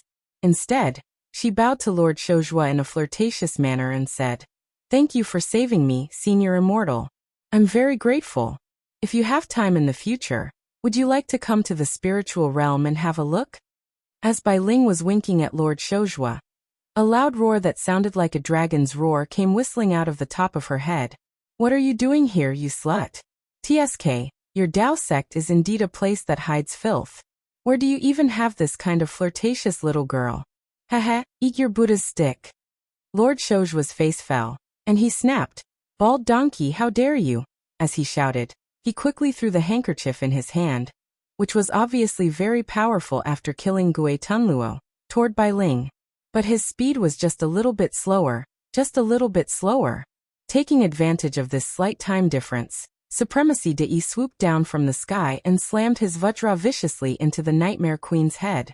The head of a beauty that was thousands of times more beautiful than a fresh flower was smashed into a pulp, and the entire spirit body was shattered by the Vajra. With a wild laugh, he put away the Vajra and punched the handkerchief thrown out by Lord Shoujua, shattering the dragon-tiger duo that had flown out of the handkerchief. Laughing wildly, he put away the Vajra and punched the handkerchief thrown out by Lord Shoujua, shattering the dragon-tiger duo that flew out of it. Ignoring the ghost saints and ghost kings who were crying and screaming at the sight of Gue Tunluo's death, he directly produced the Daxiong Spirit Calming Pearl, one of the supreme treasures given to him by the 9 Buddhist patriarchs, which was the most lethal to spirit bodies. Immediately, layers of Buddhist light fell from the sky and enveloped the entire basin. With his cultivation base and the full power of the supreme treasure of primordial, how could any spirit body below the Tao-breaking realm withstand a single blow from him? Apart from Bai Ling, the spirit immortals in the spiritual realm did not have any outstanding experts. As soon as the Daxiong Spirit Calming Pearl appeared, countless miserable howls rang out, and their spirit bodies disintegrated one after another. One after another, Yuan Ling flew into the sky and fled into the investiture of the gods, all the enormous spiritual energy in their spirit bodies devoured by the pearl. Lord Shoujua was trembling with rage. "How dare you, you bald bastard!" he roared in a hoarse voice. "You've destroyed my allies in the spiritual realm, and I'll kill all the evil ghosts to avenge them." With a wave of the handkerchief, a gust of fragrance swept out, and countless dragon-tiger duo rushed out. Sword light tore through the Buddhist light and enveloped the whole basin. Before the ghost saints and ghost kings, who were not very smart, could figure out what was going on, the sword light had already struck them. It was a pity that countless heavenly ghosts were killed by Reverend Shoujua without restraint. Then, the sword light merged into a mighty beam of sword energy and slashed at Lord Shoujua. Lord Shoujua howled miserably and coughed up a copious amount of crimson blood. Cursing all the way, he fled with his disciples. Reverend Shoujua called out, and the army of Great Wu chased after the supremacy and rushed into the territory of New Wu. 7 days later, the emperor of New Wu, Wu Dihao, was killed and Liu Bang unified Great Wu. Then the army immediately set out for Diyu. From then on, the elites of the spiritual realm and the ghost realm were gone, and they were no longer what they used to be. Chapter 1107. It took half a year for the ghost realm, the fiend realm, the demon realm, and the spirit realm to be completely wiped out. Except for a few defective ones who stayed behind, all the elites of the 4 realms had fallen in the battle. When Wu Dihao's head was personally cut off by Liu Bang, and when Lord Shoujua led the mighty army to Diyu, the Daoyu Ocean Palace of Dao origin was filled with auspicious light and guests. In the vast main hall of the palace, the investiture of the gods was flying high in the air, surrounded by a dense mist. Countless human faces could be seen wriggling in the light, and one could vaguely hear the chatter of countless people coming from inside the investiture of the gods. Among these faces, the one that appeared the most frequently was Gui Tunluo's hideous old face. He danced and roared inside the investiture of the gods, kicking away any Yuanling who dared to approach him. With the investiture of the gods as the boundary, the east side of the Great Hall was filled with immortals from the Tao League. The 99 sect masters of the 33 heavens were lined up according to the order in which they joined the sect, and the dozens of Buddhist League venerables opposite them were staring at each other. Behind them, the Tao League's Tao-breaking perfected immortals and Tao-reasoning primordial immortals sat solemnly, looking down at the ground about a foot in front of them. No one spoke carelessly. Reverend De casually sat cross-legged at the head of the many Buddhist venerables. His body was tall and muscular, so much so that he was a head taller than the other venerables beside him. In the entire hall, his image was the most prominent and eye-catching. Even though the little monk Bajie was only a gold immortal, as the first disciple of Supremacy De, he was able to stand behind Supremacy De. In other words, his position was much higher than the other Buddhist virtuous saints. 16 prayer mats were lined up in the Great Hall, on which the 7 Buddhist patriarchs and the 9 Tao patriarchs sat. The 7 Buddhist patriarchs were murmuring Buddhist scriptures in low voices, while the 9 Daozu were slowly reciting the heart-cleansing scripture. The atmosphere between the two sides was very strange. It was indescribably intimate, but there was not much enmity between them. Bajie stood behind the Honorable Dai, relying on the halo behind the Honorable Dai's head to illuminate the surroundings. Bajie grumbled in a low voice. "Master, the way you vomited blood a few days ago was really..." Supremacy rolled his eyes and snorted coldly. "Handsome? Stupid." Supremacy Dai grumbled. "You're already at the peak of the Tao-breaking state, and your blood is purple gold like pearls and jade. How could you spit out crimson blood after being slashed by Shouju's sword? Moreover, you spat out so much HP at once. It's equivalent to at least 300 water buffaloes. Who doesn't know that you're just pretending?" Supremacy Dai looked at Bajie in surprise and said, "Smart. Lord Buddha really did drink the water buffalo's blood to put on an act. However, it wasn't the blood of 300 buffaloes, it was the blood of 800 buffaloes. Anyway, it's just a show. I'll just vomit blood. Whoever dares to say that the color of my blood isn't right, I'll tear him apart." Bajie rolled his eyes and said nothing. He just shook his head lightly and looked at the figures of the 4 realms in the investiture of gods. Yuanling sighed. Smacking his lips, Dai Supremacy suddenly slapped his bald head and barked. 9 Daozu, may I ask, why have you invited our Buddha ancestor and our brothers here today? Hehe, a few days ago, the Taoist sect's superior Shouju severely injured me, causing me to vomit a water jar full of blood. He even killed one of the division leaders of the 8 groups of heavenly dragons that my Buddhist sect had reserved. Does your Taoist sect want to have a decisive battle with my Buddhist sect? Suddenly, Gui Tunluo's face emerged from the investiture of the gods. Shrouded in black smoke, he howled hoarsely. "Grady Venerable is right. I, Gui Tunluo, will not die in peace. I will not die in peace. How could this be? Could it be that the descendants of my 9th nether ghost realm are going to end here?" Dai gave Gui Tunluo a sideways glance and said, "Shut up. You're already in the investiture of gods, so why are you still complaining? The descendants of the ghost realm. How could they be extinct? When I'm itching to kill thousands of them and throw them into the ghost realm, won't another batch of heavenly ghosts emerge in a few eons? Ha ha ha ha ha ha." Thinking that he had told a funny joke, Dai threw his head back and laughed complacently. The many sect masters and almighty experts of the Tao League, Chi-Chi, gave him a look and twitched their lips at the same time. Although these core mighty figures of the Taoist sects knew of the schemes of the Buddhist and Taoist sects, and knew that Supremacy Deyi's words were in concert with the schemes of the Tao ancestors and Buddhist ancestors, his words were too hurtful. Not only did it hurt people, but it also hurt ghosts. Gui Tunluo, trapped in the investiture of gods and unable to move, threw his head back and roared furiously. Trembling, he pointed a finger at Dai and growled. What did you say, Supremacy Dei? You. Why didn't you save me when I was hacked by Shoujua's demonic sword a few days ago? Dei rolled his eyes and said angrily, Save you? Do you think I alone can withstand the combined attack of Shoujua's Daozu and Bailing, that bitch?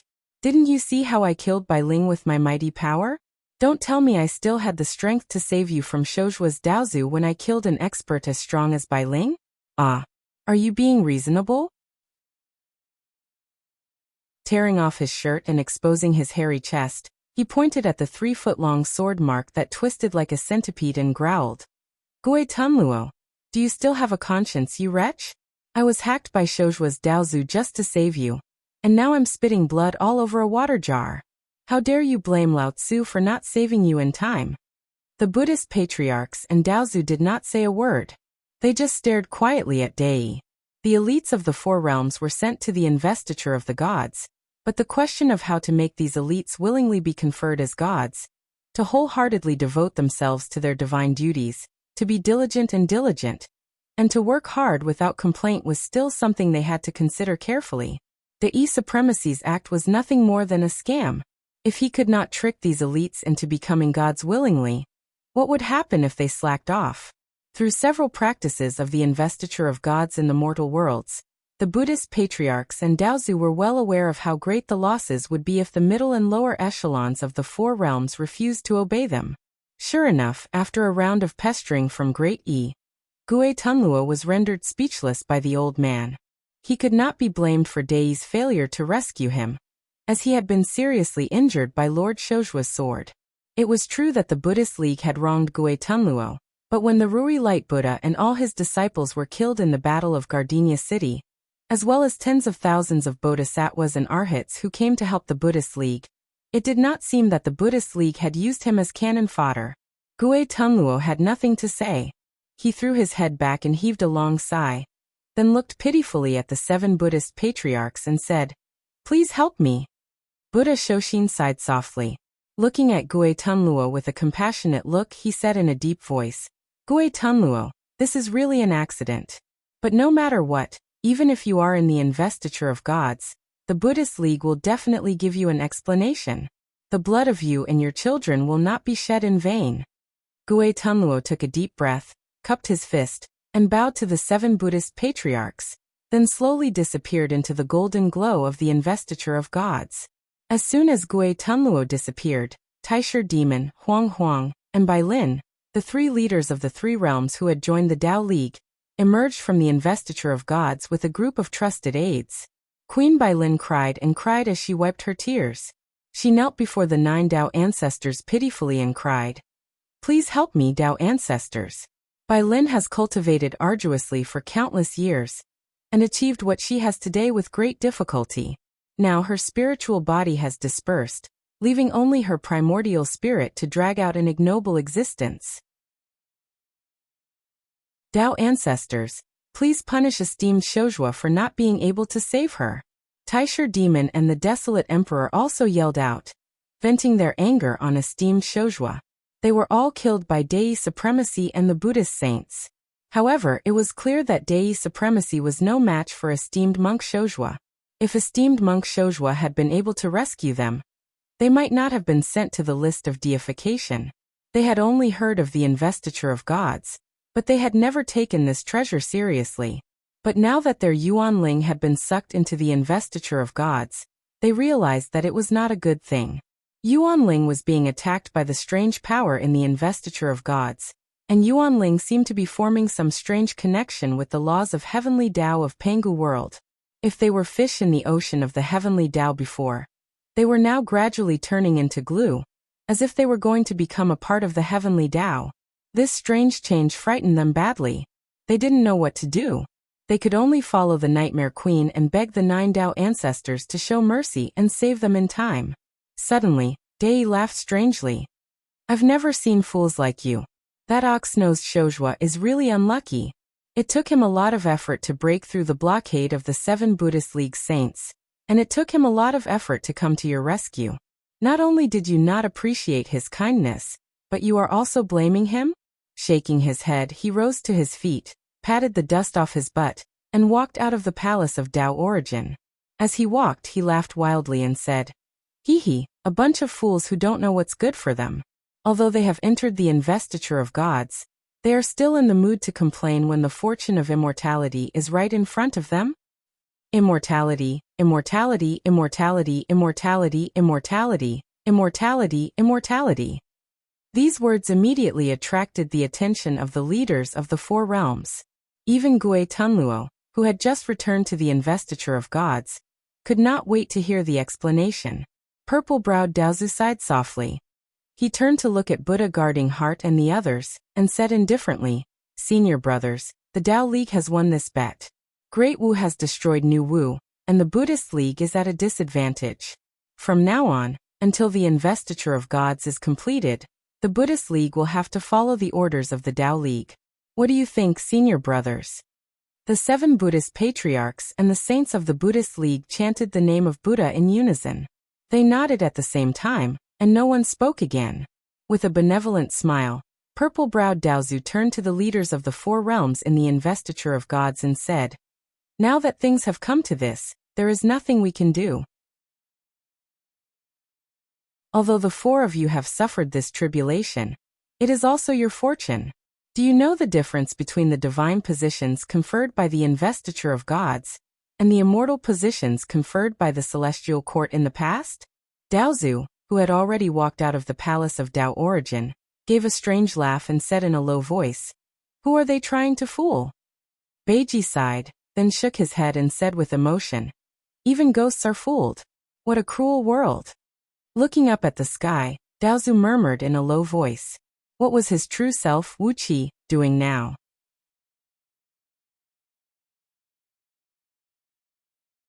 Chapter 1108.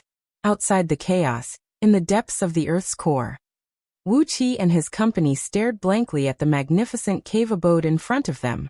So, this was one of the secret abodes of the White Rat Demon who had given Wuxia the scroll of stealing, the one that stored the most valuable treasures among all the treasures he had stolen?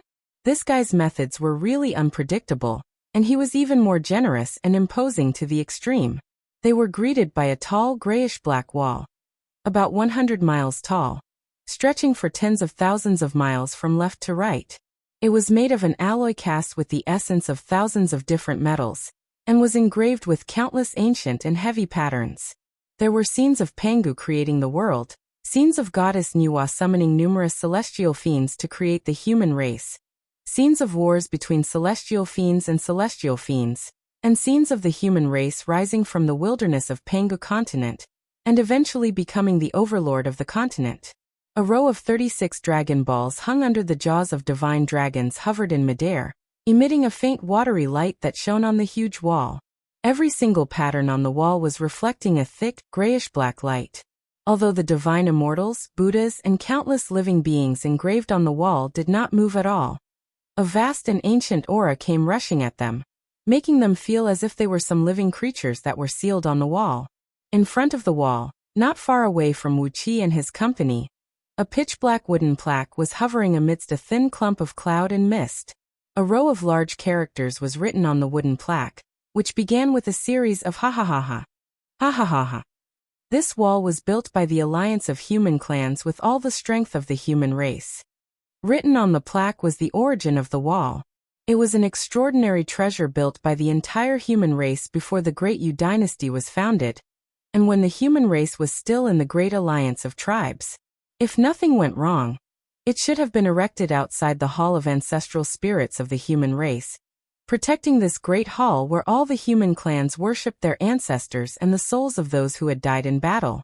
But the White Rat Demon saw that the wall was exquisitely made, and the materials used were extremely precious. So he sneaked it away under the noses of countless great oracles of the alliance of human clans. The wall that was supposed to stand outside the human race's ancestral spirit palace had now become the gate of the White Mouse Spirit's secret palace. Wuxia shook his head. No wonder the huge carvings on the wall had the charm of Diyu. It seemed like they were made by the human race. Putting aside the huge wall that cost the entire human race to build, the origin of the 36 dragon balls floating in the sky was also very questionable. Only those powerful divine dragons in the ancient times could condense a dragon ball in their lower jaws. Ordinary true dragons and sky dragons did not have the strength to do this. 36 Dragon Balls represented that 36 powerful Tao-breaking divine dragons had fallen into the hands of the White Mouse spirit. Wuqi couldn't help but glance at Ao Buzin. Sure enough, Ao Buzin had a strange look on his face. As he stared at the 36 Dragon Balls, his eyes revealed a fierce look of greed. Ao Buzin was not a man who cherished his descendants. He must not be thinking about returning these Dragon Balls to their owners, who had probably died long ago.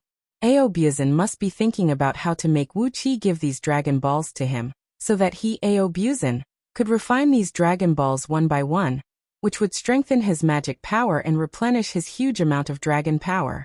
Curling his lips, Wuqi led the crowd to the door in the middle of the huge wall. It was a square door, about 10 miles tall and less than 1,000 feet wide, dark and deep. Wuqi was familiar with this style. Many of the doors of important palaces in Great Yu were built like this. They were deliberately made extraordinarily large, with a very exaggerated ratio of height to width, to create a sense of sacredness, solemnity, and pressure, and to make anyone who approached it feel like they were just an ant. As soon as they walked through the door, faint ripples of light immediately appeared on the dark floor.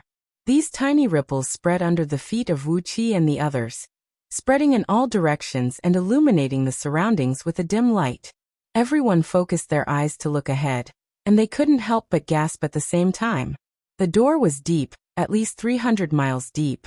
This wall was really amazing. Not to mention the time and effort it took to forge it, just the materials used to make it was an astronomical figure. Wuqi chuckled and said, "For the sake of offering sacrifices to our ancestors, the human race is always willing to do their best. I'm afraid the materials used to forge this wall are enough to forge hundreds of thousands of upper-grade gold immortal artifacts." Princess Zhonglu was also looking around in surprise. She chuckled and said, "It's not bad. The materials used to make this wall are not too precious, but it's a pity that it's such a huge amount." Xia just twitched her mouth and said nothing. The wall was forged with the essence of thousands of different metals, and she didn't care about these ordinary acquired materials. For her, who was born in the chaos, only innate spirit objects could move her heart. With Wuqi leading the way, none of the restrictive mechanisms along the way were activated, and they walked out of the thick wall safely. Suddenly, a bright light appeared in front of them, and at the end of the door was a world with green mountains and clear waters. Without Wuqi's help, the White Rat Demon had already constructed a huge world in his cave abode. High up in the sky, the sun, the moon, and the stars transformed from spirit treasures were sprinkling down with their magnificent power, filling the world with abundant natural energy. As he scanned the world with his divine sense, Wuqi could not help but marvel in his mind. The area of this world was as large as 300 provinces in Diyu, and the concentration of natural energy was only slightly lower than that in Pangu world. What shocked Wuqi was that, just like Pangu continent, this world was also absorbing natural energy from the outside world, and expanding its area at an extremely slow pace. When Wuqi found that the area of this world was increasing at an extremely slow pace, his body froze. The White Rat Demon had only told him about the existence of this secret palace in the Scroll of Stealing, but he did not describe in detail what was in this secret palace or what it looked like. When Wuqi was talking with Pangu, he had heard about this world that could absorb natural energy and expand on its own. It was a rare treasure that Pangu had obtained from the ancient sacred palace, called the Living Soil. When he created the world, he had fused it into the world he had created, and that was why Pangu world had the ability to expand continuously. Anyone above the realm of gold immortal could refine an interstitial world, and as their cultivation base improved, the size of their interstitial world could continue to expand as well. However, there was a limit to the growth of an interstitial world. After all, even the magic power and divine abilities of Tao fusing experts were not limitless. However, after fusing with the living soil, Pangu world could expand on its own without Panga's control. The secret palace left behind by the White Rat spirit, this pocket world, was actually expanding on its own, and the momentum of its expansion seemed endless. Wuqi pointed his finger out. A stream of cloud rolled down from the surrounding air, bringing a jade medallion made of innate spirit jade into Wuqi's hand. The origin of this small world was recorded in the jade medallion. Sure enough, when Pangu created the world, he had only used 90% of the living soil, and left the remaining 10% for the Wahuang clan as the treasure of the palace. However, the Wahuang clan was only wary of the 7 Buddhist patriarchs and 9 Tao patriarchs, but not the White Rat Demon. One day, the White Rat Demon had nothing to do, so he went to the Empress Hua Palace and took a stroll. Thus, the 10% of the living soil became his spoil of war. Suddenly, Wuqi understood why even the Wahuang clan, who had always been kind and not easily angered, joined the hunt for the White Rat Demon after the news of him stealing the world came to light. This guy had stolen all the living soil left behind in the Holy Realm from the Wahuang clan. It was no wonder that the Wahuang clan was furious. After marveling for a while, Wuqi crushed the jade medallion and destroyed all traces of it. He could never let the Wahuang clan and Panga know that he was related to the White Rat Demon. It would be a disaster if the jade medallion remained in the world. Although it was an innate spirit jade of great value, it was better to destroy it decisively. Princess Zhonglu and the others had flown high up into the sky, enjoying the beautiful scenery of this world. There were mountains, rivers, hills, and all kinds of landforms, exactly the same as Pangu continent. The only thing that was different from Pangu continent was the hundreds of thousands of exquisite mountains of various sizes hovering midair in this world. These mountains were crystal clear, and they were all made of various rare and precious materials of extremely pure quality. The mountains of various sizes were densely packed with all kinds of grotesquely shaped holes, and each hole was filled with something. In total, there were more than billions of things stored on these mountains. Obviously, these mountains were divided into 3 layers from top to bottom. The highest layer only had a dozen mountains, and they were very small, only about 1,000 feet tall. In the second layer, there were more than 10,000 mountains, and each of them was about 10 miles tall. In the lowest layer, there were hundreds of thousands of mountains, the largest of which was about 10,000 miles tall. They were densely packed with holes, and each of them was filled with all kinds of miscellaneous items. There was no doubt that the higher the level of the mountains, the more precious the treasures, or the stronger the cultivation base of their original owners.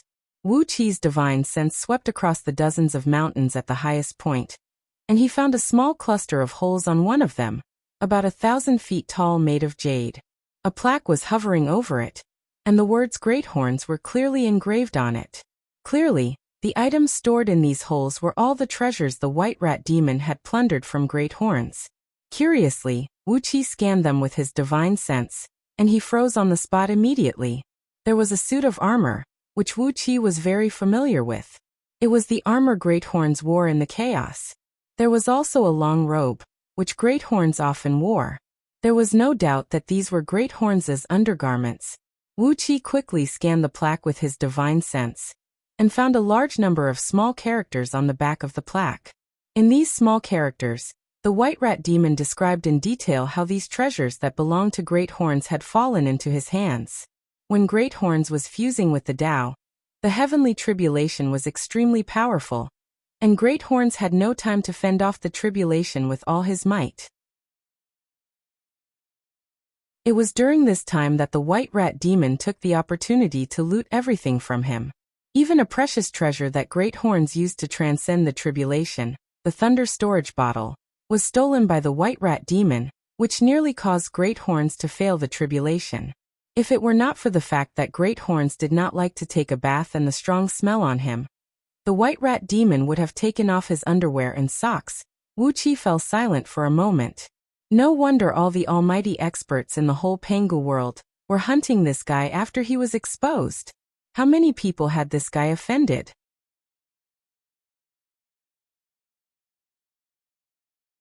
Chapter 1109. In the secret palace world, Wuqi was sitting cross-legged on a white cloud, floating around with Princess Zhonglu and Wuxia, admiring the local conditions and customs of this world. There were no humans in this world, but there were demons, and all of them had pretty good cultivation bases. Along the way, within the short distance of tens of millions of miles, Wuxia had sensed at least 100 powerful auras of demons. The strongest among them had a cultivation base of peak-level heaven immortal. However, the demons here seemed to be very calm in nature, unlike the demons in Pangu world who liked to rob and eat living people. Wuxia flew across the sky with the two beautiful women. Even when they flew directly over the cave abode of a big demon, no small demon came out to stop them or ask Wuxia and the others where they came from. At most, there were some chattering little demons hiding in the bushes of the forest, pointing at something and making noises about something.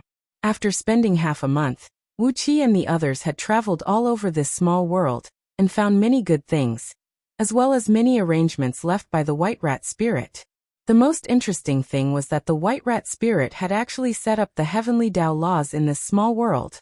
Just like how Pangu could create his own heavenly Tao when he created the world, the White Rat Spirit used the living soil to create this small world, which was actually equivalent to Pangu's method. It was just that the White Rat Spirit did not cultivate the great divine power of Pangu, so he did not perish along with the creation of this world. Although the heavenly Tao laws of this world were simple, they were very interesting. A few simple laws were aimed at the demons living in this world. The highest cultivation base that could be accommodated here was peak-level heaven immortal. As long as any demon dared to touch the threshold of golden immortal, it would immediately suffer a heavenly tribulation. Moreover, this heavenly tribulation was different from Pangu world. The heavenly tribulation here would not end. In other words, if any unlucky big demon dared to provoke the heavenly tribulation, it would never end unless it killed him.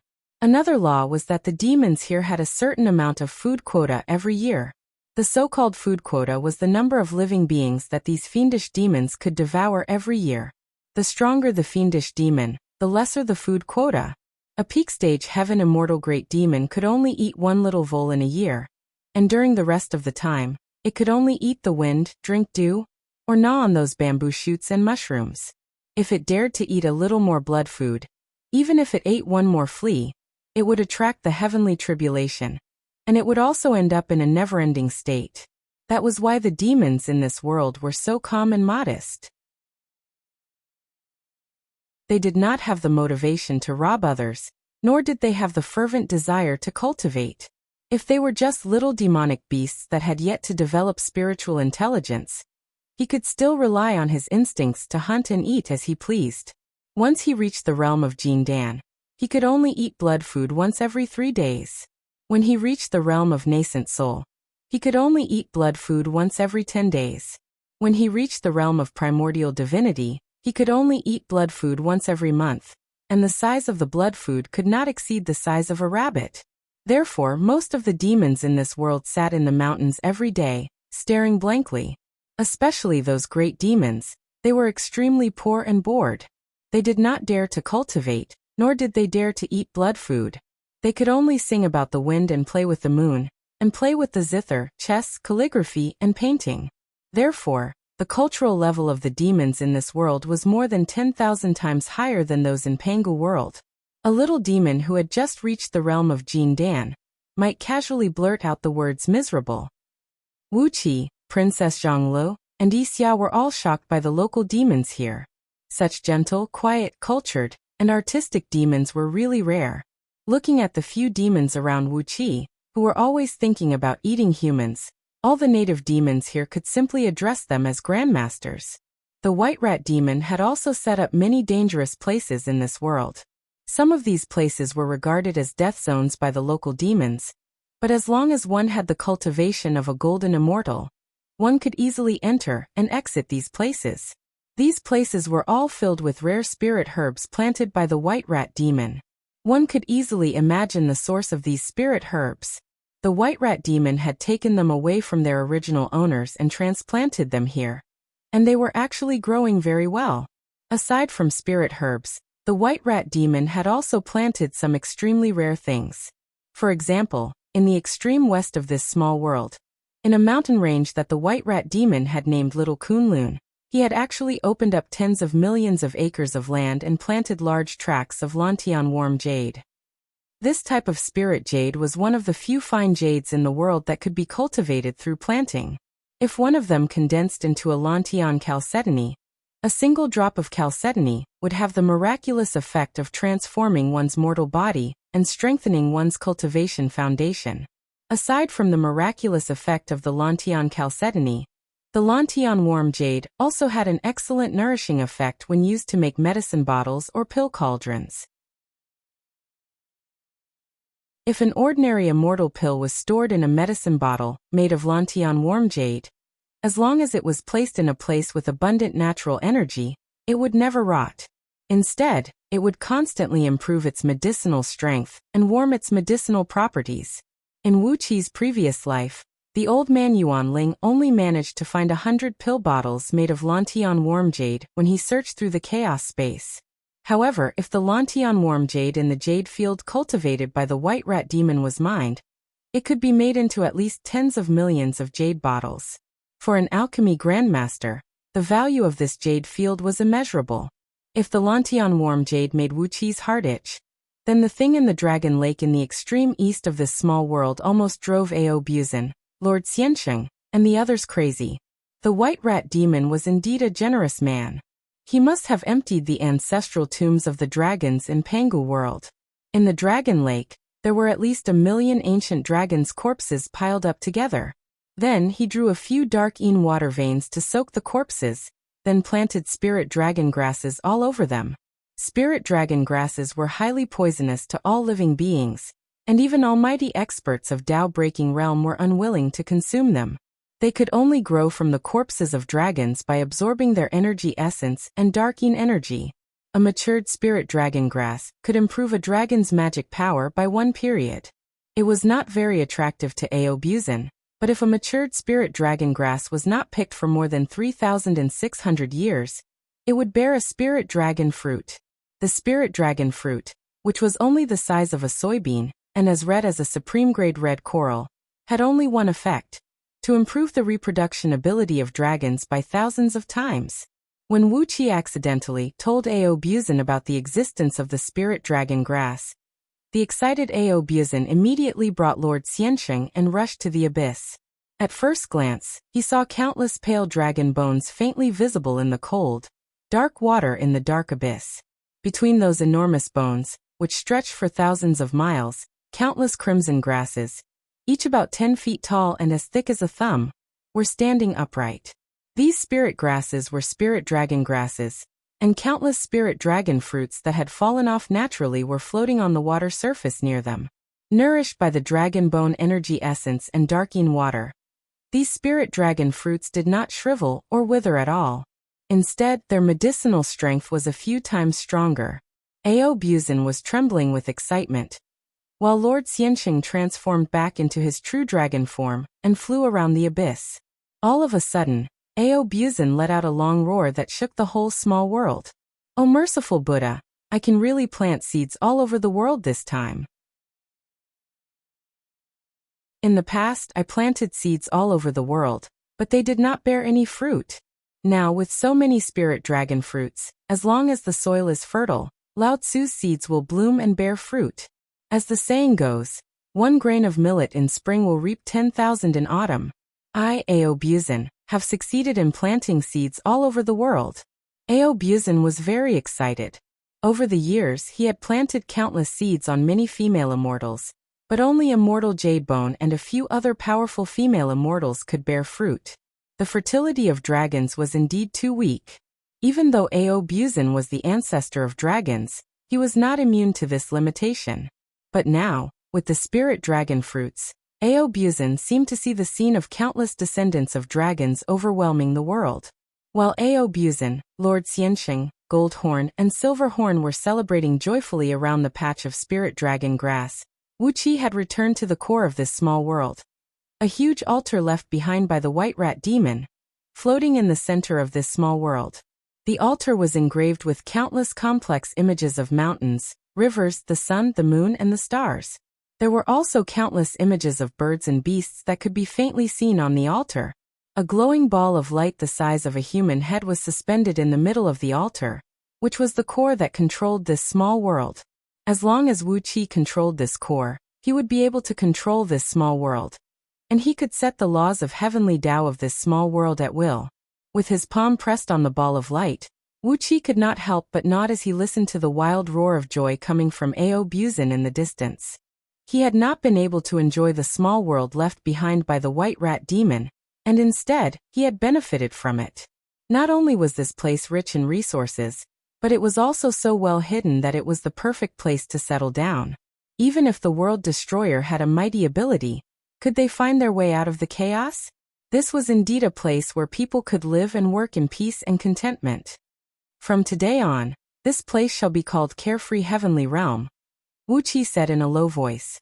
I only hope that those who live here, whether they are our relatives, friends, or disciples, can live a worry-free life.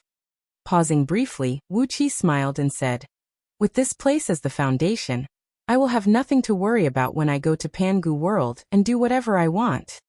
Laughing out loud, Wuqi pointed his finger out, and a stream of starlight darted out of his fingertip. He forcibly tore a big half of the small world inside his body apart, turning it into a great amount of natural energy and spraying it out. Carefree Heavenly Realm was crazily absorbing the energy transformed from the world in Wuqi's body.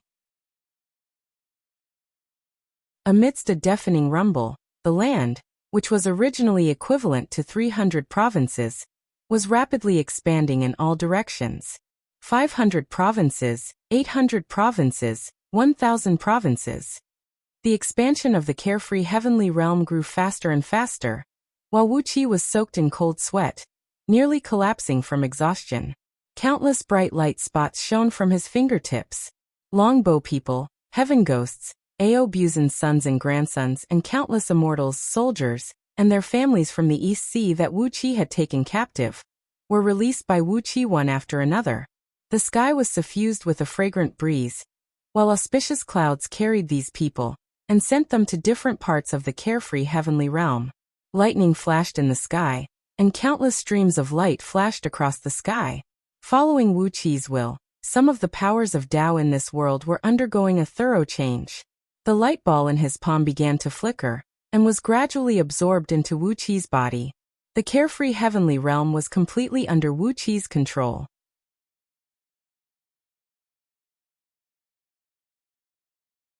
Chapter 11:10. On Panga continent, two armies marched side by side, attacking Liangzhu from the southern region of Diyu. Along the way, the army was led by the Tao League, together with countless almighty experts of the Tao League, and the disciples of the underhand sect. Most of Great Wu's army, they marched north in a mighty formation, besieging cities and uprooting fortresses. The main force of the army was the Buddhist League. With the help of countless Buddhist saints, Supremacy Dai led half of Great Wu's army, cursing and swearing, to open roads and build bridges. Unlike the time when the Shizo dynasty and the Ling dynasty joined forces to attack Diyu, the Buddhist League and Tao League no longer shouted any slogans, nor did they care about which side the people's hearts were on. They just kept marching toward Liangzhu. If there was a conflict with the soldiers of Diyu along the way, the almighty experts of the Buddhist League and Tao League would at most roar justice for heaven, and then strike with all their might. Often, before the generals of Diyu could react, they would be wiped out by the magical treasures. From the southern region to Yuxiong Plain, there were thousands of large military towns along the way, and tens of thousands of other military towns and checkpoints. But this time, in the face of the elite forces of the Buddhist League and Tao League, and the 7 Buddhist patriarchs and 9 Tao League had lent all their treasures to their disciples, the generals of Diyu were no match for these almighty experts. Although they had lost some men and disciples along the way, the disciples of the two sects had finally fought their way to the border of Yuxiong Plain. From here on, all the military towns along the way were the top armies led by the top generals of Diyu, and all the soldiers were elites like Yuxiong Army. They were no longer ordinary soldiers who had been hastily recruited and trained by various provinces in the past few years. At Reverend Shoujua's suggestion, the armies of the Tao League and the Buddhist League, which had been advancing separately, joined forces in front of Blackwood Pass, the first military town they encountered after entering Yuxiong Plain. The generals of both sides met on the plain outside the southern gate to discuss important matters. On the wall of Blackwood Pass, a few armored generals of Diyu looked solemnly at the almighty experts of the Buddhist League and the Tao League a few miles outside the gate. their faces gloomy as they murmured something in low voices from time to time. On the plain outside the city, Liu Bang, who had personally led the army, sat under a reed canopy with a smile on his face, looking at the countless almighty experts of the Buddhist League and the Tao League sitting on both sides. Except for the Buddhist patriarchs and the Daozu, who did not take action personally, the army led by Liu Bang, the scale of the Diyu dynasty's expedition to Diyu was completely different. The armies of the Shizo dynasty and the Ling dynasty league attacked by Diyu. At that time, when the Shizo dynasty and the Ling dynasty attacked Diyu, not only were the fiend celestial gods from the outer realms causing trouble, but the Tao League and the Buddhist League did not use their real strength. Instead, it was Diyu who kept playing one trump card after another, putting the Ling dynasty and the Shizo dynasty in a sorry state. In the end, they exhausted each other and perished together. But now, in addition to the 7 Buddhist patriarchs and the 9 Taoist patriarchs, the almighty experts of the Buddhist League and the Tao League had gathered together, led by Dei Venerable and Swordsmanship, the representatives of the 2 sections. The Buddhist League had sent 36 revered venerables, while the Tao League had sent 36 sect masters from the 12th heaven of the 33 worlds, a total of 72 zenith heaven golden immortals of the Tao breaking realm, and more than 2,000 primordial unity golden immortals and Buddhas of the Tao reasoning realm. It had only taken them half a year to march from Chang'an City to the Black Forest Pass. Along the way, they had swept through all the provinces in the southern region of Diyu like crushing dry weeds and smashing rotten wood. More than 1 million civil and military officials of Diyu had surrendered at the mere sight of them.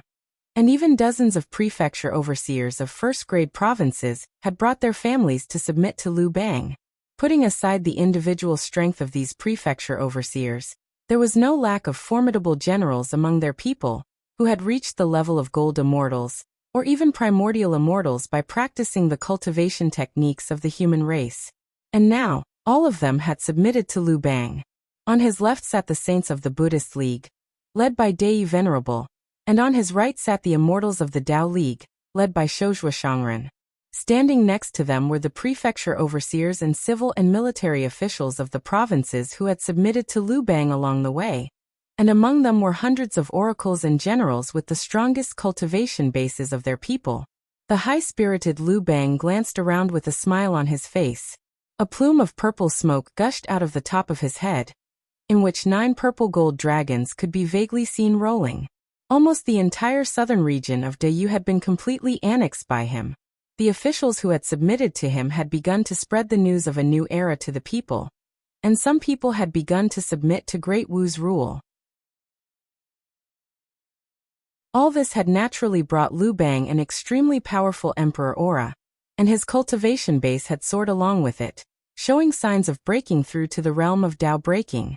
Looking at the Blackwood Mountain Pass, which had a city wall that reached the clouds, Liu Bang clapped his hands complacently and said, "Dear immortal masters, may I ask, when will my army arrive at Liangzhu?"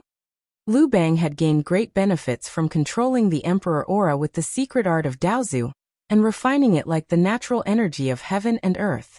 He could not wait to unify Diyu and bring all the human race under his rule. Perhaps he could really break through an unfathomable realm with the help of the Emperor Aura? Immortal, indestructible, invulnerable. At the thought of his bright future and some of his plans, Liu Bang was so excited that he trembled all over. The intense pleasure was even more exciting than the few beautiful female immortals he had enjoyed last night. At least 10,000 times more exciting than when he played with them. Dei and Monk Shojua exchanged a glance and laughed at the same time. Liu Bang's journey had been smooth, and it was only natural that he could not hold back his excitement when he saw that he was about to succeed. They were also very excited. If Liu Bang really ascended to the throne of the human emperor, there would be a good show to watch. Currently, the number of people on the list of investiture of the gods was not enough to fill the deities of the 3 realms set by the 2 sections.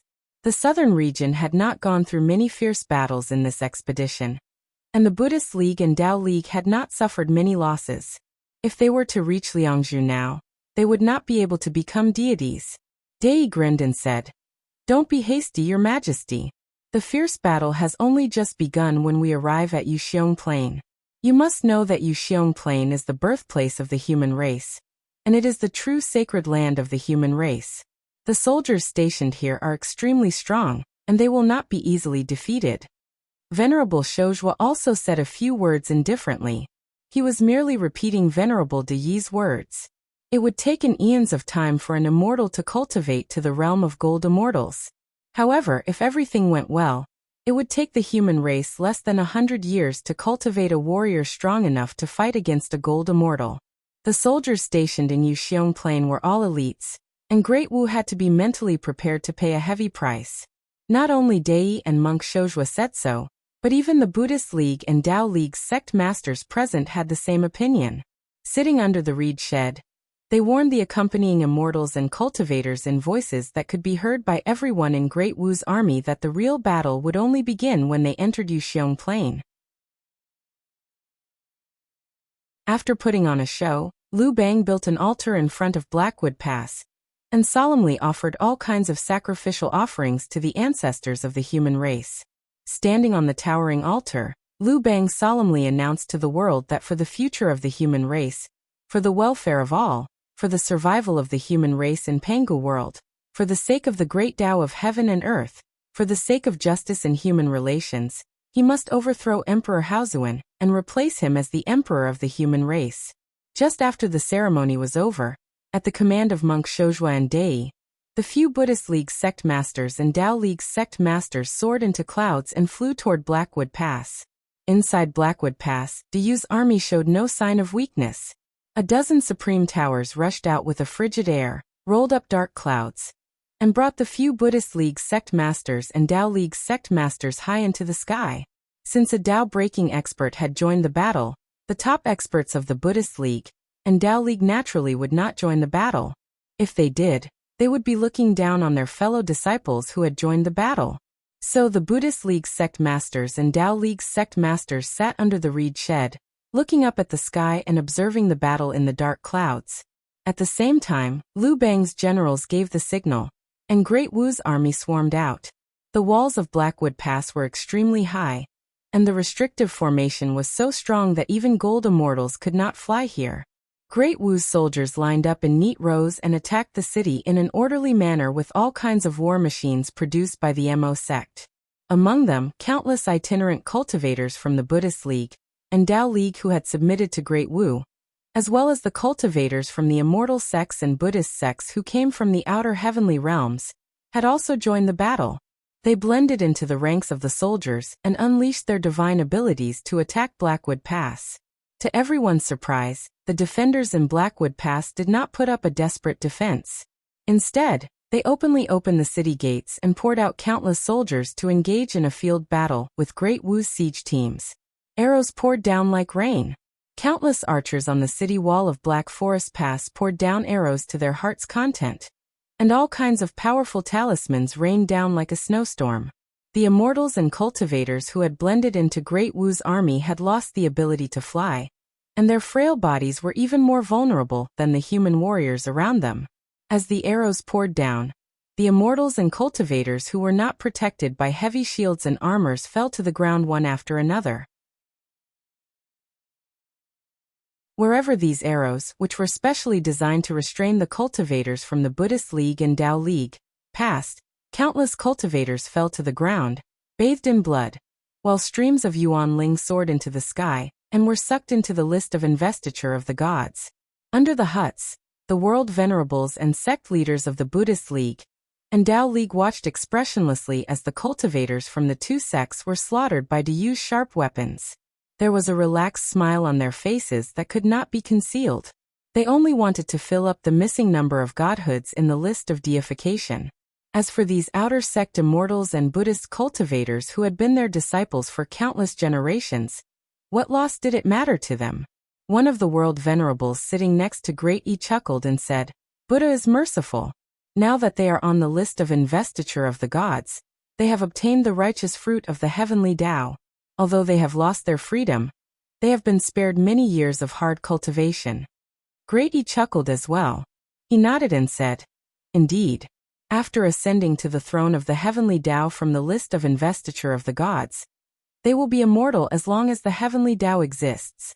This has indeed saved them many years of hard work. TSK, they are now immortal like the saints of the Tao fusing realm? The crowd laughed and chatted under the huts. Great Wu's army charged forward fearlessly. Gradually, the foundation of Black Forest Pass was shaken. Finally, one of the sect leaders who was fighting in the sky slashed down his sword, and the wall collapsed with a boom. Dayu's garrison did not linger to fight. As soon as the wall collapsed, they whistled shrilly and turned to flee. The Supreme Oracle, who was fighting with the few world venerables and sect leaders in the sky, also did not hesitate to roll up a chilly wind and flee to the north. In the blink of an eye, all the defenders of Black Forest Pass had fled. Lu Bang laughed wildly. Immediately, he waved the army and marched quickly to the next pass. In front of Black Forest Pass lay countless corpses, more than 70% of which were the remains of cultivators from the Buddhist League and Tao League.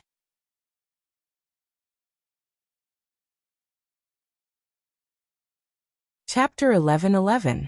Like a pack of wolves and tigers, Great Wu's army marched straight into the hinterland of Yuxiong Plain like a hot knife through butter. After Black Forest Pass, Great Wu's army broke through the three natural strongholds, White Tiger Ridge, Green Dragon Pass, and Vermilion Bird Peak. Along the way, they broke through hundreds of military towns, large and small, and finally passed through the mountains on the southern edge of Yuxiong Plain, and entered the boundless Yuxiong Plain. Great Wu's army immediately divided itself into thousands of troops, marching in all directions, destroying cities and villages along the way, and slaughtering anyone who dared to stand in their way. The immortals and Buddhist cultivators who came with the army were especially shocked.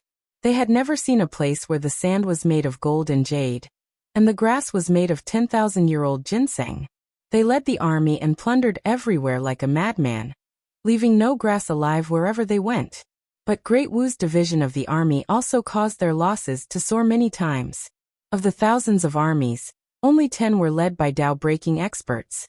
And when the other armies encountered the revered elders of the secret palace sent by Dayu, they would suffer heavy casualties. Fortunately, the revered elders of the secret palace sent by Dayu only killed immortals and Buddhist cultivators, and never touched the soldiers of the human race. So although the army was severely depleted, they could still march toward Liangzhu. After entering Yuxiong Plain, on average, hundreds of thousands of immortals and Buddhist cultivators died every day.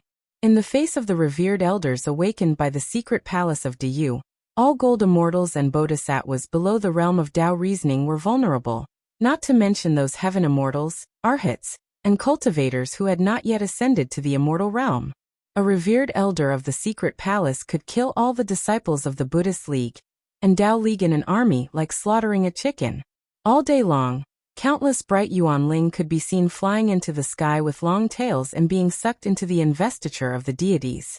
In the imperial palace of Liangzhu, Emperor Haozuan sat in the Great Hall, with countless Dayu's civil and military officials standing solemnly on either side of him, quietly watching a light screen hovering in the center of the hall.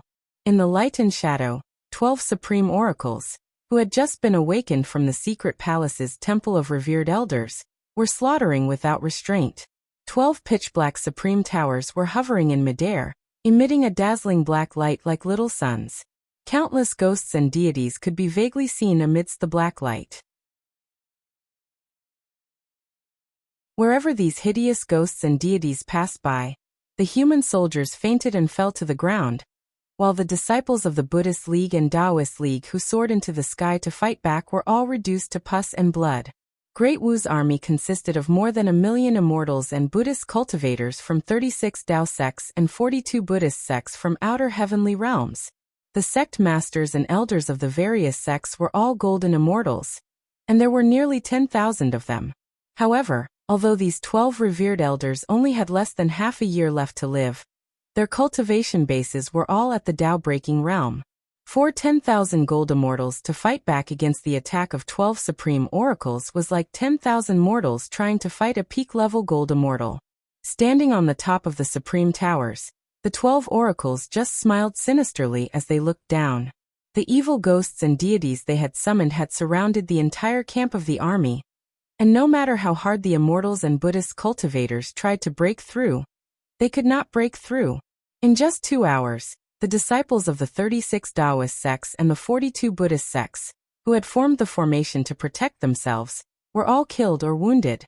From the gold immortals with the highest cultivation base to the ordinary disciples who had just formed their gold cores, everyone was reduced to a pool of blood. Millions of Yuanling flew up into the sky and went straight toward the Daoyu Ocean army with shrill howls. Emperor Haozuan suddenly laughed. That's cruel. Standing next to Emperor Haozuan, King Yangshan shook his head and said with a sigh, how cruel. In any case, these immortals, bodhisattvas and arhats, although they are only their outer disciples, they are after all their juniors. How could they be so cruel? Gao, standing at the front of the crowd of courtiers in the great hall, sneered and said, I wonder if they have gathered enough people for the investiture of deities. The investiture of deities in the 3 realms is based on the heavenly Tao, so the number of deities is enormous. Mountains have mountain gods, rivers have water gods, villages have land gods, and cities have city gods. Not to mention how many mountains and rivers there are on Pangu continent. Just the first-grade province of Diyu alone has 100 counties, 10,000 cities, hundreds of thousands of towns, and more than 1 million villages. Emperor Haozuan counted on his fingers how many first-grade provinces there were in Great Yu, and how each of them had 300 provinces under their rule. If that was the case, it would take an astronomical number of gods to confer the title of divinity within Great Yu's territory. All the courtiers of Diyu in the Great Hall laughed sinisterly, as if they were having convulsions. They had roughly calculated the number. If they wanted to assign a city god to all the cities in Diyu and a land god to all the towns and villages, not to mention the nether soldiers and laborers under these city gods and land gods, the number of people should be enough to drive the 7 Buddhist patriarchs and 9 Tao patriarchs crazy.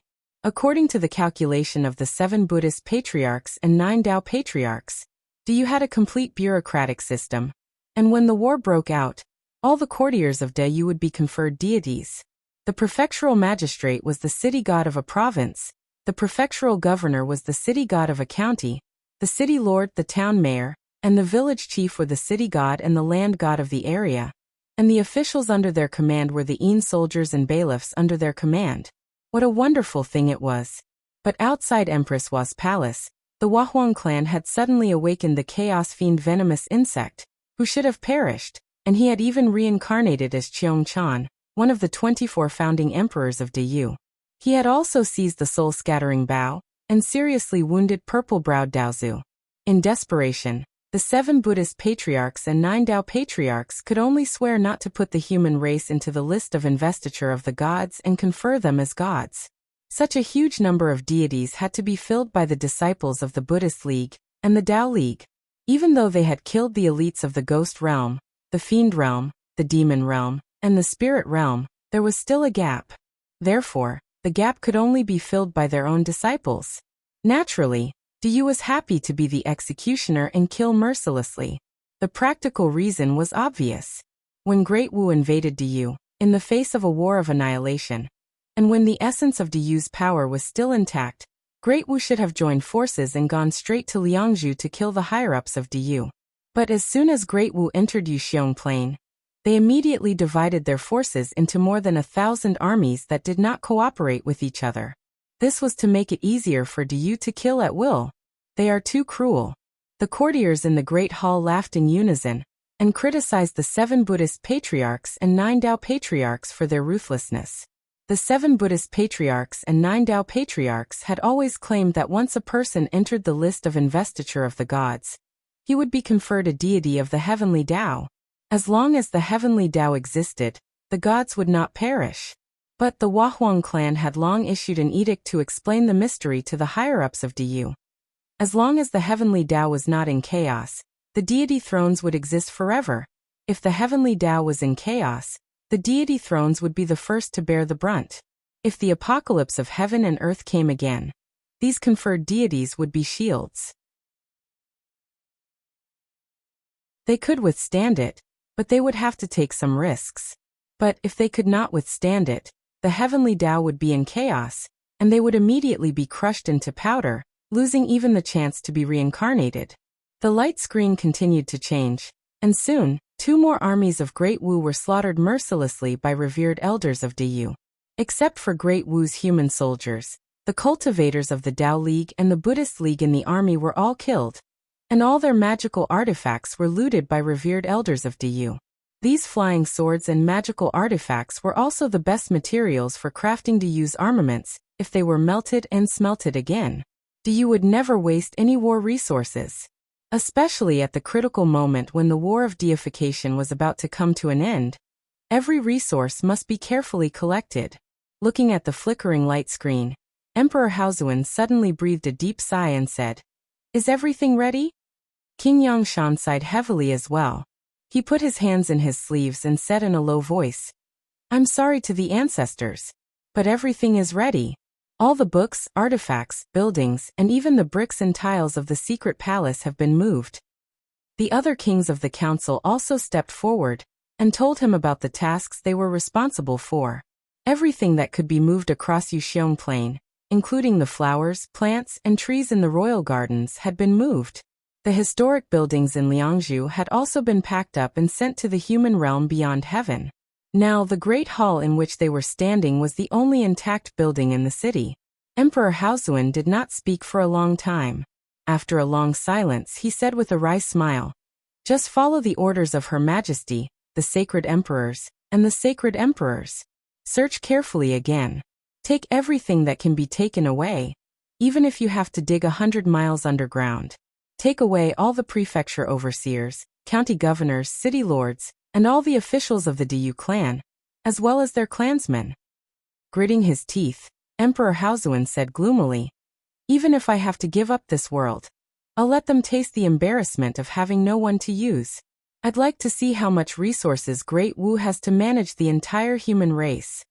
After pondering for a moment, Emperor Haozuan stamped his foot and said with a cold grin, "Everything has been arranged underground?" The courtiers nodded at the same time, their faces filled with gloomy killing intent as they reported in unison that everything had been arranged. 3 months later, Great Wu's army, which had gone through hardships and suffered heavy casualties, broke into Liangzhu. Emperor Haozuan, the current emperor of Diyu, all the courtiers of Diyu, and even the lowly servants in the villages and towns had disappeared without a trace. The whole of Diyu had fallen into a situation where there was no one to govern it. Also gone were the countless treasures that Diyu had accumulated over the generations. In the vast Yuxiong Plain, everything that could be looted was taken away, except for the mountains and rivers. In the words of the exasperated Liu Bang, Yuxiong Plain had become cleaner than a rice bowl that had been licked by 1,000 dogs. The higher-ups of Diyu moved all the civil and military officials, all the well-trained soldiers, and a large number of people to the human realm beyond heaven. After that, the Wahuang clan and the many Dao-fusing saints of the Saint Alliance issued an edict at the same time. From today on, the human realm beyond heaven was completely sealed off, and anyone who dared to invade would be killed by the Wahuang clan and the others. Like a game, Great Yu, which had ruled Panga continent for countless generations, disappeared overnight. A yellow dragon flag was erected listlessly on the ground where Great Yu used to be, which had been almost plundered to the ground. Standing under the flag was Liu Bang, who was looking at the empty Liangzhu and cursing angrily. Not even a copper coin was left. "You are too good at looting."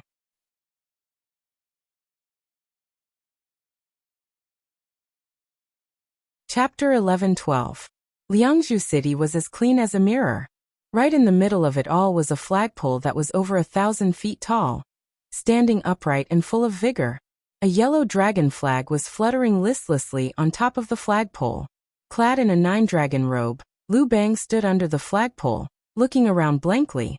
Clean, very clean, just like how Liu Bang described a rice bowl that had been licked by 1,000 fierce dogs.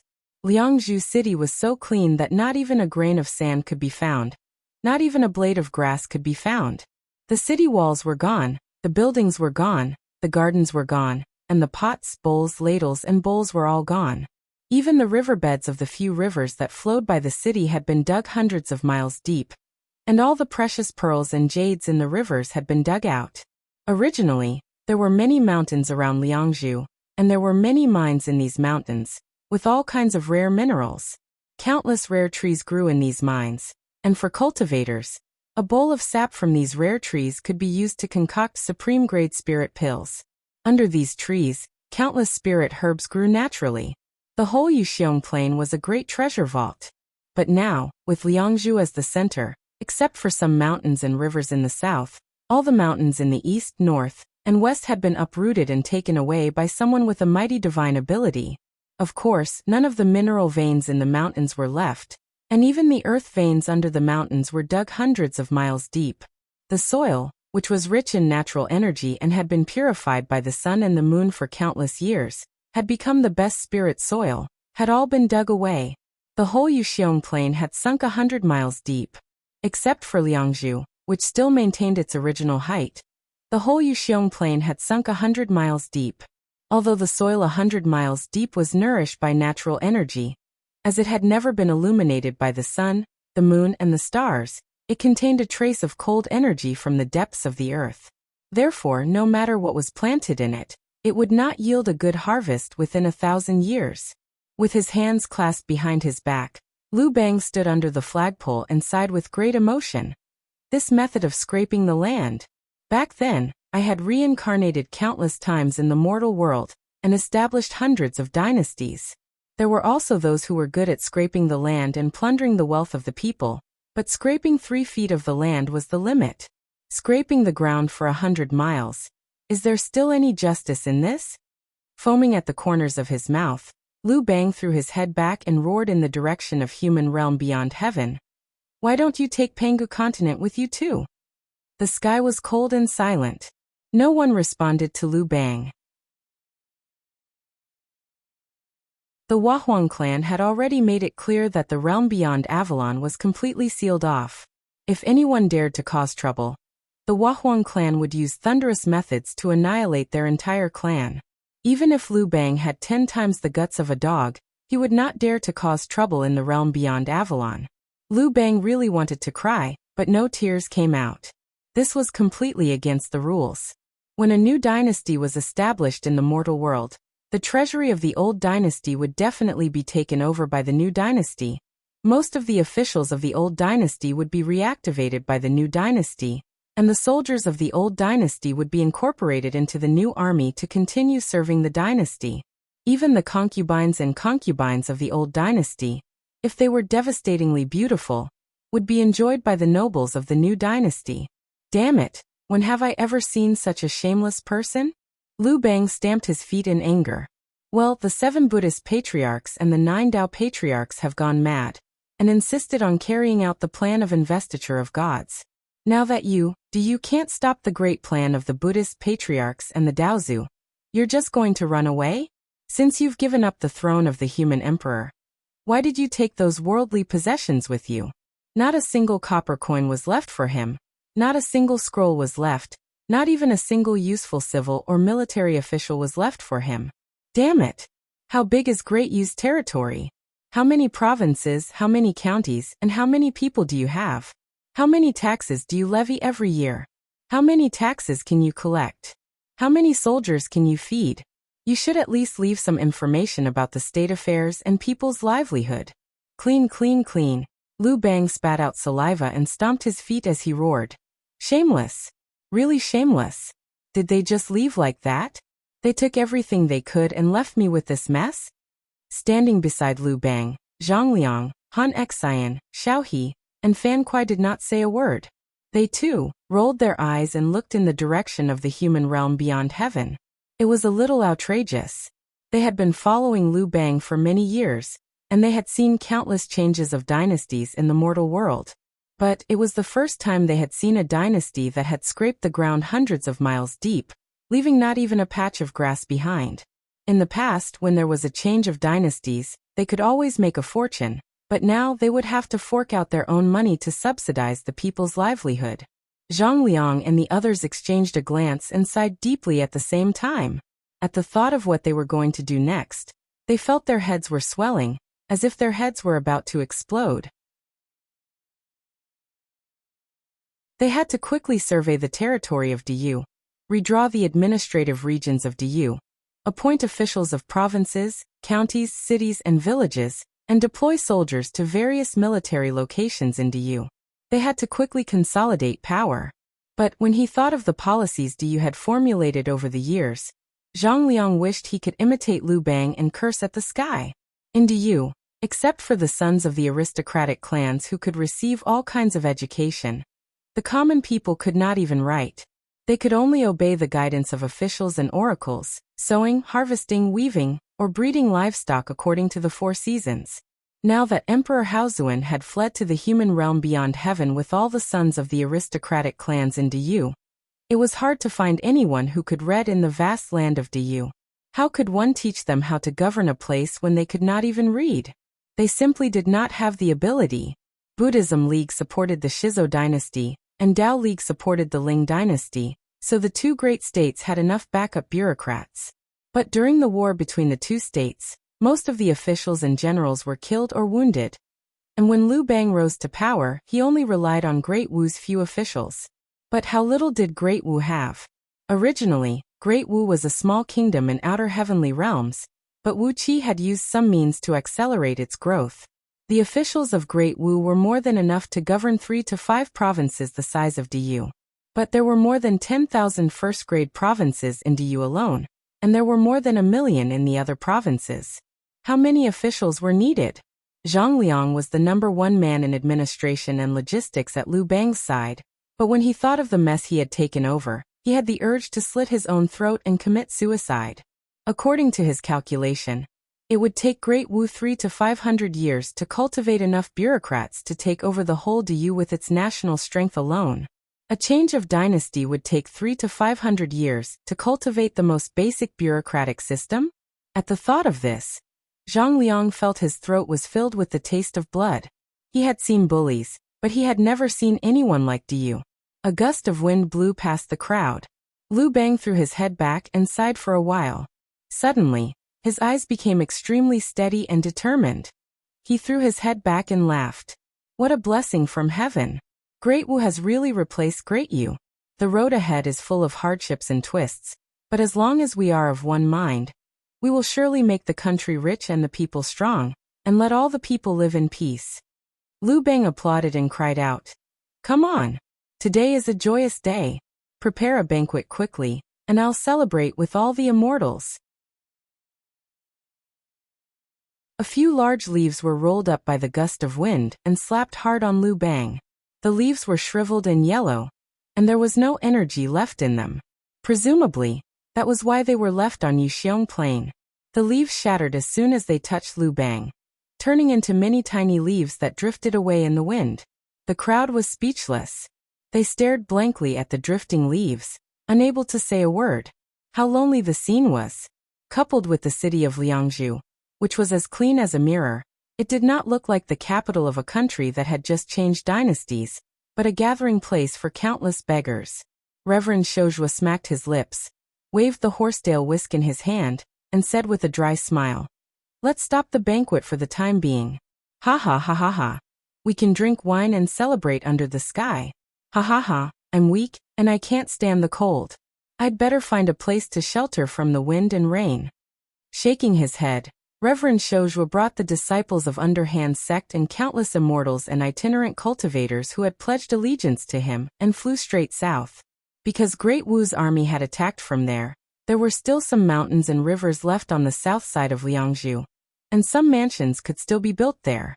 After Reverend Shouzhua left, Reverend Dai shook his bald head with a smile and said in a strange voice, "Ox-nosed man is always putting on an act. Hee, I'm a boorish man. Your Majesty, I'll be frank with you. Your capital is in such a dilapidated state, and you don't even have a house, and you still want to celebrate a joyous day? What is there to celebrate? What is there to celebrate? What is there to celebrate? To celebrate that you've got this piece of land that looks like a dilapidated kiln?" Shaking his head, Reverend Dai heaved a long sigh and said, "Damn it! I don't have the appetite to eat wind and drink dew here. My children, follow me to the south and seize a few good mountains and rivers to build your sect. Don't let that ox-nosed man monopolize them." Behind Venerable Dai, the Buddhist cultivators of the Chan Monastery of Great Naga, the immortals and independent cultivators who had pledged allegiance to him, as well as the many demons and monsters he had recruited, let out a great roar at the same time. They all rose up with golden, auspicious clouds and demonic winds, rolling off towards the south. Liu Bang was so infuriated by Reverend De and Reverend Shoujua that he almost vomited blood. His eyes were wide open as he stared at the clean Liangzhu around him, his hands twitching like chicken claws. He looked like he could not wait to draw his blade and kill someone. On the other hand, the revered Buddha of the Buddhist League and the sect masters of the Tao League who had accompanied the army all the way here sat cross-legged on their lotus thrones in clouds, looking down at their faces as if they had not heard Reverend Shoujua and Reverend Deyi's complaints. They were also very dissatisfied with the way Liu Bang had been handled. Prepare a feast to celebrate? You, Liu Bang, are shameless enough to celebrate your victory in this godforsaken place, but these peak experts of Buddhism and Taoism are shameless enough to accompany you in your madness. Reverend De was right. This place is like a dilapidated kiln. Yet Liu Bang is bold enough to invite these lofty revered Buddha of the Buddhist League and sect masters to eat and drink in a place like this? Do you think you're sending off beggars? If it were not for the fact that Daozu had chosen Liu Bang as the human emperor, these revered Buddha of the Buddhist League and sect masters would have humiliated him a long time ago. Liu Bang glanced gloomily at the revered Buddha of the Buddhist League and sect masters who did not respond to his suggestion at all. He lowered his head helplessly. Set up camp. We'll start rebuilding Liangzhu tomorrow, and then choose an auspicious day to offer sacrifices to the heavens and our ancestors to celebrate us replacing Diyu.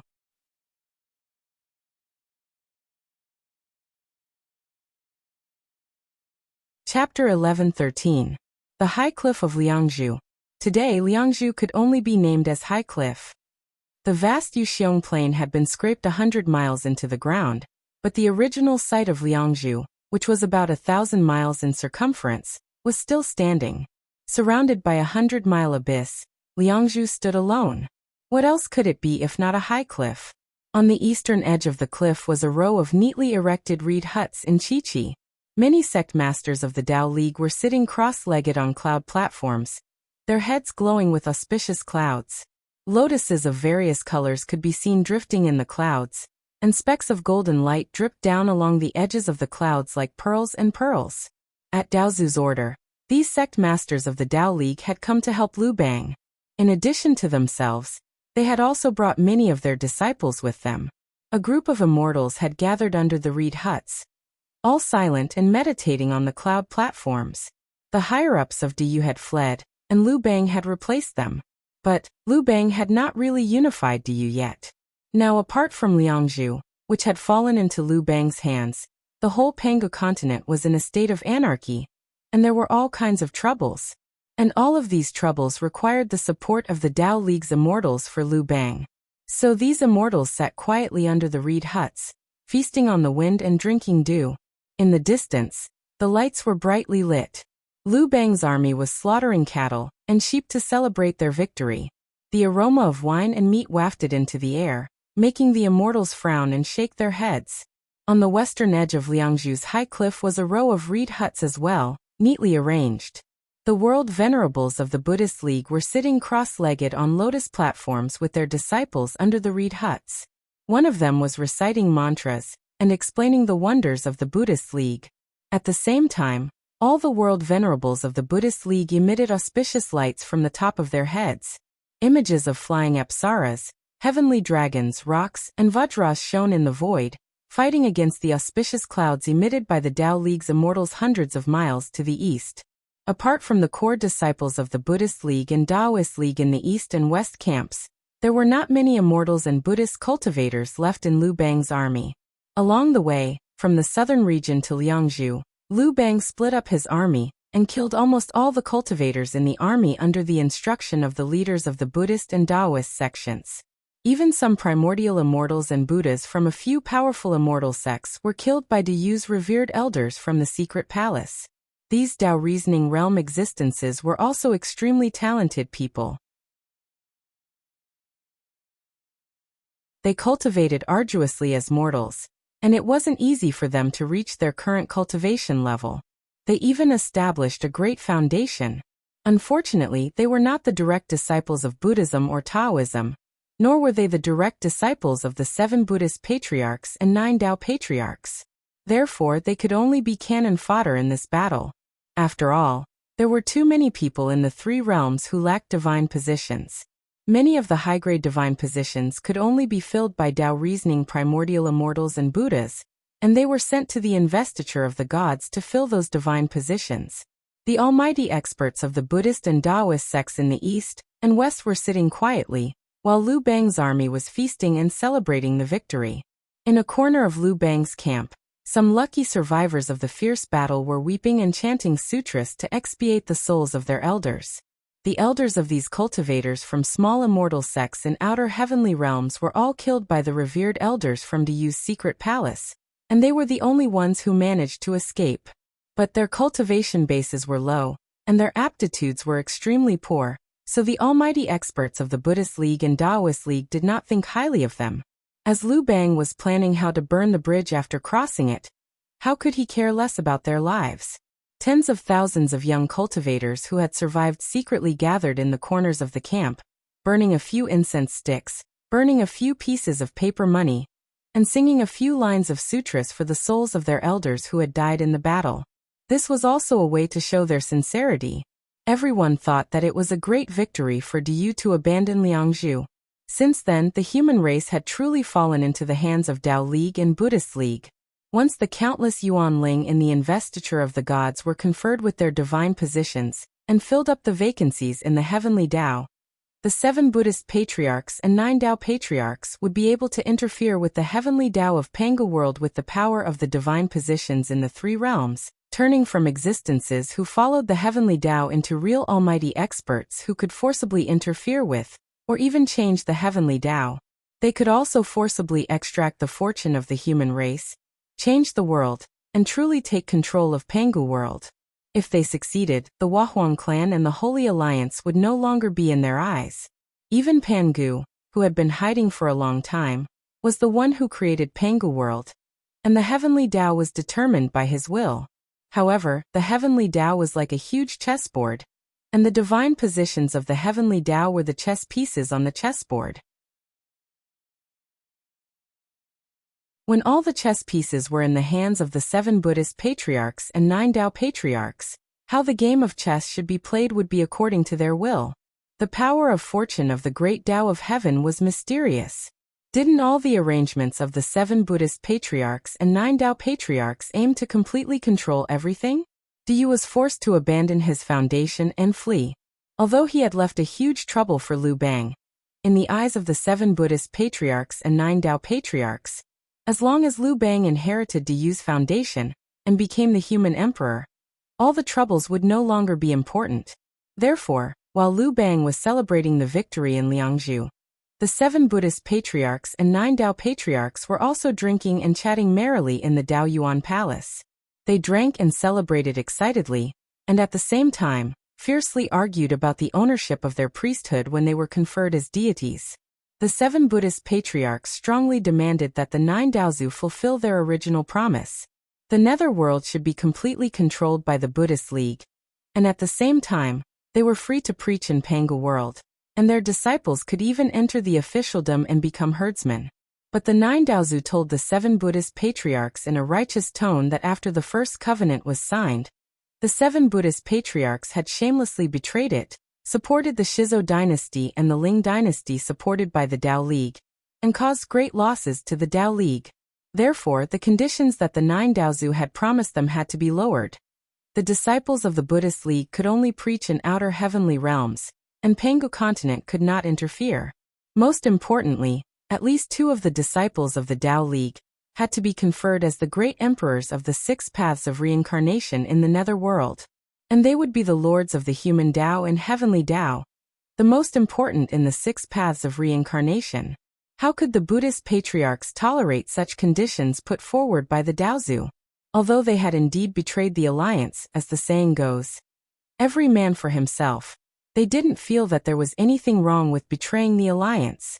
On the contrary, it was their betrayal that led to the appearance of the Wahuang clan, a terrible woman who had been eyeing the Buddhist League and Tao League from behind the scenes. Therefore, Not only were they not at fault, but they had also made great contributions. At least, if it had not been for the cooperation of the 7 Buddhist patriarchs outside Empress Hua Palace, even in the face of the threat of the world breaker, would the Huahuang clan have allowed the conferment of deities to continue? If it had not been for the cooperation of the Huahuang clan, how could the higher-ups of Du have abandoned their great foundation and fled? With such a great contribution, the 7 Buddhist patriarchs believed that not only would the netherworld be completely managed by the Buddhist League, but also the new dynasty established by Liu Bang in the future. No matter what the name of the new dynasty was, in short, the Buddhist League would have a certain share of the benefits in this new human dynasty. For example, the Buddhist League should have at least 40 to 50% of the prefecture overseers. The 7 Buddhist patriarchs and 9 Tao patriarchs were bargaining in the palace of Tao origin, happily dividing up the benefits of Pangu continent. They were not in the mood to pay attention to the trivial matters in the outside world. Liu Bang had occupied Liangzhu, and Emperor Haozuan had fled with the higher-ups of Du. What else was worth their attention? Liu Bang was wild with joy. The disciples of the Buddhist League and Tao League in Liangzhu were indifferent, and the 7 Buddhist patriarchs and 9 Tao patriarchs were busy dividing up the benefits. No one noticed the changes that were happening in the depths of the spirit cave below. In the boundless spirit cave, 360 dark supreme towers were hovering motionlessly amidst a violently tumbling vortex of energy. These supreme towers formed a huge sphere, and a huge flag, which was golden in color and constantly spewed out large amounts of yellow light and auspicious air. There were also countless yellow lotus flowers gushing out, covering these supreme towers, completely isolating the aura of the supreme towers. The flag was one of the supreme treasures of primal that the Huahuang clan carried with her, the earth-penetrating spirit flag. It was best at controlling the energy veins in the earth, and manipulating the power of the earth for her own use. The sky-veiling flag of chaos in Wuxi's hand was much stronger than the earth-penetrating spirit flag, but when it came to concealing aura and isolating the eyes and ears of outsiders, it was no match for the earth-penetrating spirit flag. In the center of the sphere formed by the 360 supreme towers, a fiend fetus of the earth-poisonous flame was growing rapidly. This fiend fetus was between a living creature and a non-living creature. With a mystic art, the oracles of the Thousand Spirit Palace of Du had fused the reproductive cells of some fiends into the energy veins in the earth's core, allowing it to absorb the endless poisonous flame and develop into an embryo. Once it matured, it had the power to destroy everything in the world. In the sphere formed by the supreme towers, the speed of time was nearly 100 million times faster. The fiend fetus, which should have taken tens of thousands of years to mature, was about to break out of its shell in just one day. The moment it did, all the supreme towers disintegrated at the same time, and countless thunderbolts from the earth veins secretly concocted by the Directorate of Celestials of Du shot out and smashed straight into the fiend fetus. A deafening boom rang out as the earth-shaking flag vanished into thin air, while the fiend fetus, which was about to break out of its shell, was blown to pieces. Boundless fiend flame and resentment towered into the sky, rushing upward along the energy passages that had been laid out in advance on the cliff of Liangzhu. The cliff of Liangzhu, which stood 100 miles high, was densely covered with 108 layers of formations of the fiend-slaying sword formation. The fiend flame had smashed the formations along the way, but every time it passed through a formation, a part of the flame would be transformed into terrible sword energy. Wrapped in the sword energy, the fiend flame rushed up layer by layer, and when it reached the ground, all the flame was transformed into an invincible sword energy. Suddenly, millions of dazzling light spots burst out of the ground, and a vast amount of sword energy shot out of them. The sword energy soared straight into the sky, wrapping the entire cliff of Liangzhu tightly. Ignoring the generals and soldiers of the human race who were celebrating wildly, the sword energy went straight toward the cultivators of the Buddhist League and the Tao League on the cliff of Liangzhu. The world exalt of the Buddhist League, who was preaching the profound truths of the Buddhist League, bore the brunt of the attack. A dragon-shaped sword energy whistled through his body. The world exalt was stunned for a brief moment, and then 18 golden heads the size of water tanks were cut off from his golden body. Purple and gold blood sprayed all over the sky. This was only the first drop of blood tonight. Soon, a large cloud of blood mist enveloped the entire cliff of Liangzhu. With the fate of Du as the sacrifice, the self-sacrifice of 36,000 revered elders of the secret palace, the enormous power of the earth veins gathered in Yuxiong Plain, and the 108 layers of sword formations personally crafted by the Huahuang clan. The power unleashed was enough to kill all existences below the realm of Tao-fusing saints. The blood mist enveloped the surroundings, and even the moon in the sky had turned a strange blood color.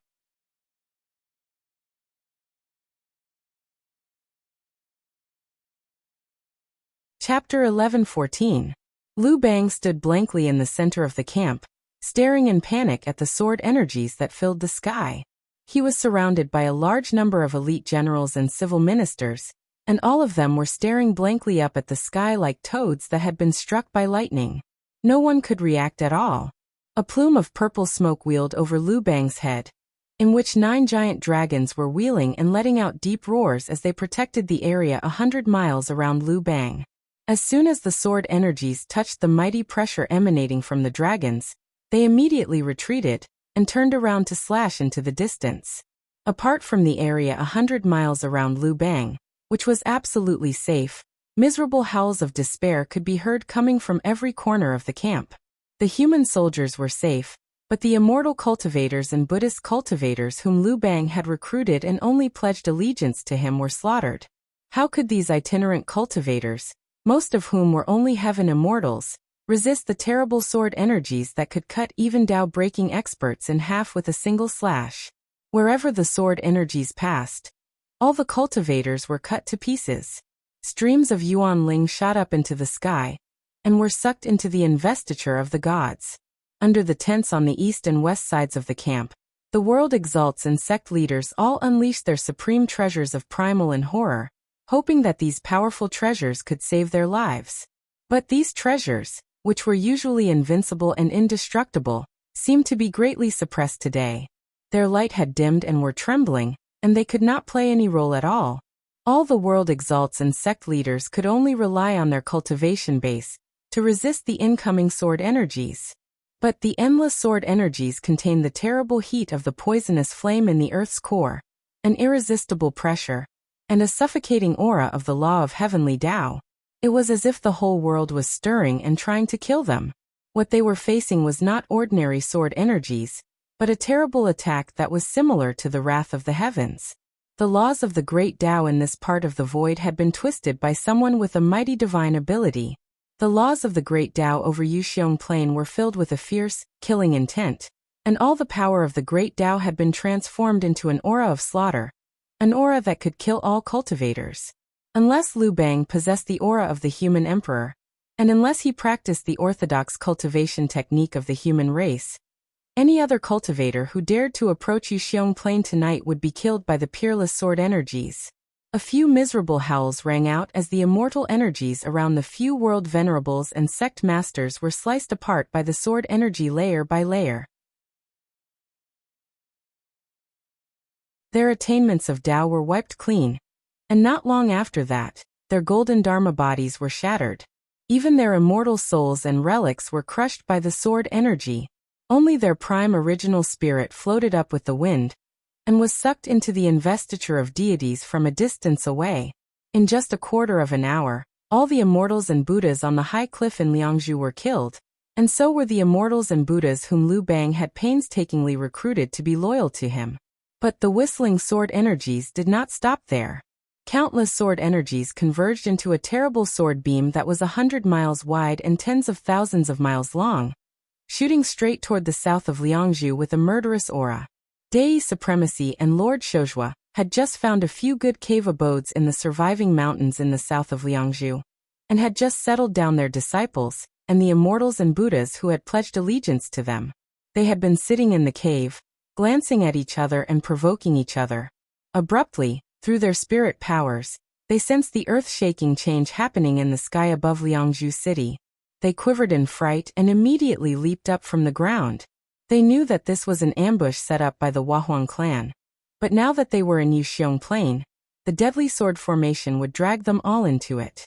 Not daring to be careless, they hurriedly called for all their disciples to gather around them. A beam of light shot out from the center of Lord Shojua's brows, sucking the disciples of the underhand sect, and some of the immortals who had pledged allegiance to him into his interstitial world. After that, he transformed into a beam of light and fled toward the south.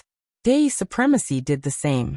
Lotus flowers bloomed in his hands, and the 3,000 Buddhist kingdoms he had condensed were all opened up. He hurriedly shoved the disciples of the Chan monastery of Great Naga, and some of the immortals and Buddhas who had pledged allegiance to him into the Buddhist kingdoms, then hurriedly transformed into a gust of fragrant wind and fled. The two of them had only fled less than 100,000 miles when a startling sword beam came whistling over from behind. The countless immortals and Buddhas they had left behind in the mountains in time suffered a great disaster at the same time. Countless immortals and Buddhas were struck by the sudden explosion of sword energy, and all of their immortal bodies and golden bodies were shattered.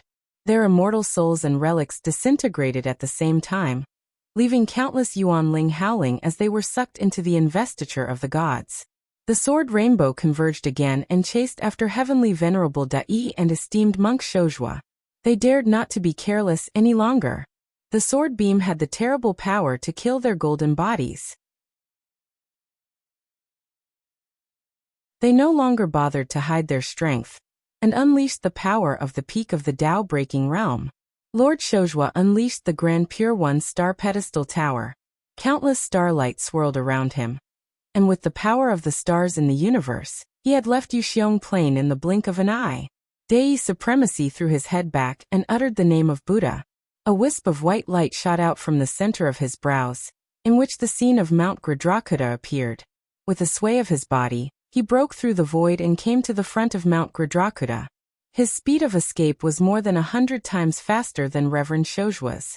Even an ordinary revered one could not achieve the ability to teleport from Pangu continent to Mount Gradrakuta, which was located in the outer heavenly realm. Only the almighty experts of Tao-fusing realm had such a divine ability. In Palace of Tao Origin, the faces of the 7 Buddhist patriarchs and the 9 Tao patriarchs flushed with anger, and their bodies trembled violently as they watched the tragic deaths of dozens of their sect masters and revered ones. Although Lord Shojua and Dei Supremacy had escaped successfully, they were still so angry that half of the Palace of Tao Origin collapsed in their boundless rage. Unlike those outer sect disciples and successor disciples, the dozens of sect masters and revered ones they had sent to help Liu Bang were the result of their painstaking efforts, their true core disciples. Since the creation of heaven and earth, the 7 Buddhist patriarchs and the 9 Tao patriarchs had founded the Buddhist League and the Tao League. They had lost countless disciples in countless apocalypses. However, only these disciples, who had the title of World Venerables in Buddhism and the title of Cult Master in Tao League, had survived the apocalypse of heaven and earth time and time again. After spending countless years together, not to mention how much effort they had put in to teach these disciples a lesson, their relationship as master and disciple was different from that of ordinary disciples. No matter how many disciples were killed or injured, they could accept it as long as it was for the apotheosis of gods. But these true core disciples were different. The death of any one of them made the 7 Buddhist patriarchs and the 9 Tao patriarchs feel a heart-wrenching pain. Normally, even if their immortal bodies and souls were destroyed, Yuanling would still be alive. The 7 Buddhist patriarchs and the 9 Tao patriarchs would spend some of their vital energy to protect them for reincarnation, and they could still return to their sects after years of hard work. But now the apotheosis of gods was not over yet. All of their Yuanling had been sucked into the list of deification, a powerful magical artifact personally crafted by the 9 Daozu. Once Yuanling was sucked in, even the 7 Buddhist patriarchs and the 9 Tao patriarchs could not reverse the process. At this time, they missed the Book of Life and Death and the soul-hooking brush in Wuqi's hands. If Wuqi messed with them now and sent these killed world venerables and sect masters into samsara, so that they could be reincarnated, the 7 Buddhist patriarchs and the 9 Tao patriarchs would be very grateful to Wuqi. But in the past, when they didn't want Wuqi to mess with them, he did his best to send Yuanling, who was sucked into the list of deification, into samsara. Today, when they needed Wuxia to mess with them and send these accidentally killed people into samsara, he actually went missing. These pitiful world venerables and cult masters were the pillars of Buddhism and Tao sects. If they were conferred with the position of heavenly Tao, their cultivation base would no longer be able to advance. 90% of their divine arts and magic power would not be able to be used. They would be restricted by their positions, and they would no longer be their original selves. They would be imprisoned by the heavenly path deity position for the rest of their lives, and there would be no hope of transcending mortality and entering sainthood. The 7 Buddhist patriarchs and the 9 Tao patriarchs were so angry that their souls were about to fly out of their 7 orifices. Chi-Chi raised his head and looked in the direction of the realm beyond heavens. They really wanted to rush to the realm beyond heavens and tear the Wahuang clan into pieces. They really wanted to hack the 18 saints of the Holy Alliance into pieces. Although they didn't know what the Wahuang clan and the others had done under Liangzhu, an ambush with a restrictive spell could kill nearly 100 world venerables and sect masters of Buddhism and Taoism. If these Tao-fusing cultivators had not joined forces, how could it have such a terrifying destructive power? The Wahuang clan. Tao Father Violet Brow was so angry that he vomited out a mouthful of blood. He hadn't recovered from his injuries to begin with, and now that his most beloved disciples had been wiped out, the wounds left behind by the soul scatter bow had flared up again. This mouthful of blood caused him to lose a few dozen eons worth of energy. Sitting next to purple-browed Daozu, Daozu hurriedly took out an immortal pill and fed it to purple-browed Daozu. Then he gently stroked purple-browed Daozu's back and gritted his teeth as he murmured in a low voice, "Don't worry, senior brother. As for this matter, after we are conferred the title of deity, we'll use the deity position to control the power of the heavenly path, and then we'll settle the score with the Wahuang clan and the others." With a wry smile, Daozu drooped his eyelids and sighed in a low voice. If that's the case, well, many of the high-level deity positions are not enough, and now we can fill them up. The 6 celestial emperors of the celestial court, the 3 emperors of the earth realm, the mountain gods of the various tribes, and the 6 netherworld emperors of the netherworld. All of them will have their trusted disciples, and it will save us a lot of trouble in the future. Purple-browed Daozu panted and grunted. Gritting his teeth, he said, "What junior brother said is very true, but I can't accept it. We've carefully protected these disciples time and time again, protecting them through countless apocalypses of heaven and earth, and through countless life and death tribulations. Just as we were about to succeed, we were sent to the deity position. The faces of the 7 Buddhist patriarchs and the 9 Tao patriarchs were twisted. This time, they hated the Wahuang clan to the core. She had gone too far. Flustered and exasperated, purple-browed Daozu said in a ferocious voice, "Why not choose a good day? Today, right now. Confer the title of deity. Confer the title of deity. Quickly choose the deity position, and then..." The 7 Buddhist patriarchs and the 9 Tao patriarchs glowed brightly, and the collapsed Daoyuan palace was restored to its original state, as if nothing had happened. You're tuning in to the Li Mei's Wuxia Whispers YouTube channel. We're so grateful for your support, and don't forget to subscribe to join us on this incredible journey through captivating stories. Your generosity through donations truly makes a world of difference, as it's the primary source of revenue that allows me to expand and enhance this channel for you. Thank you from the bottom of my heart for being a part of this adventure.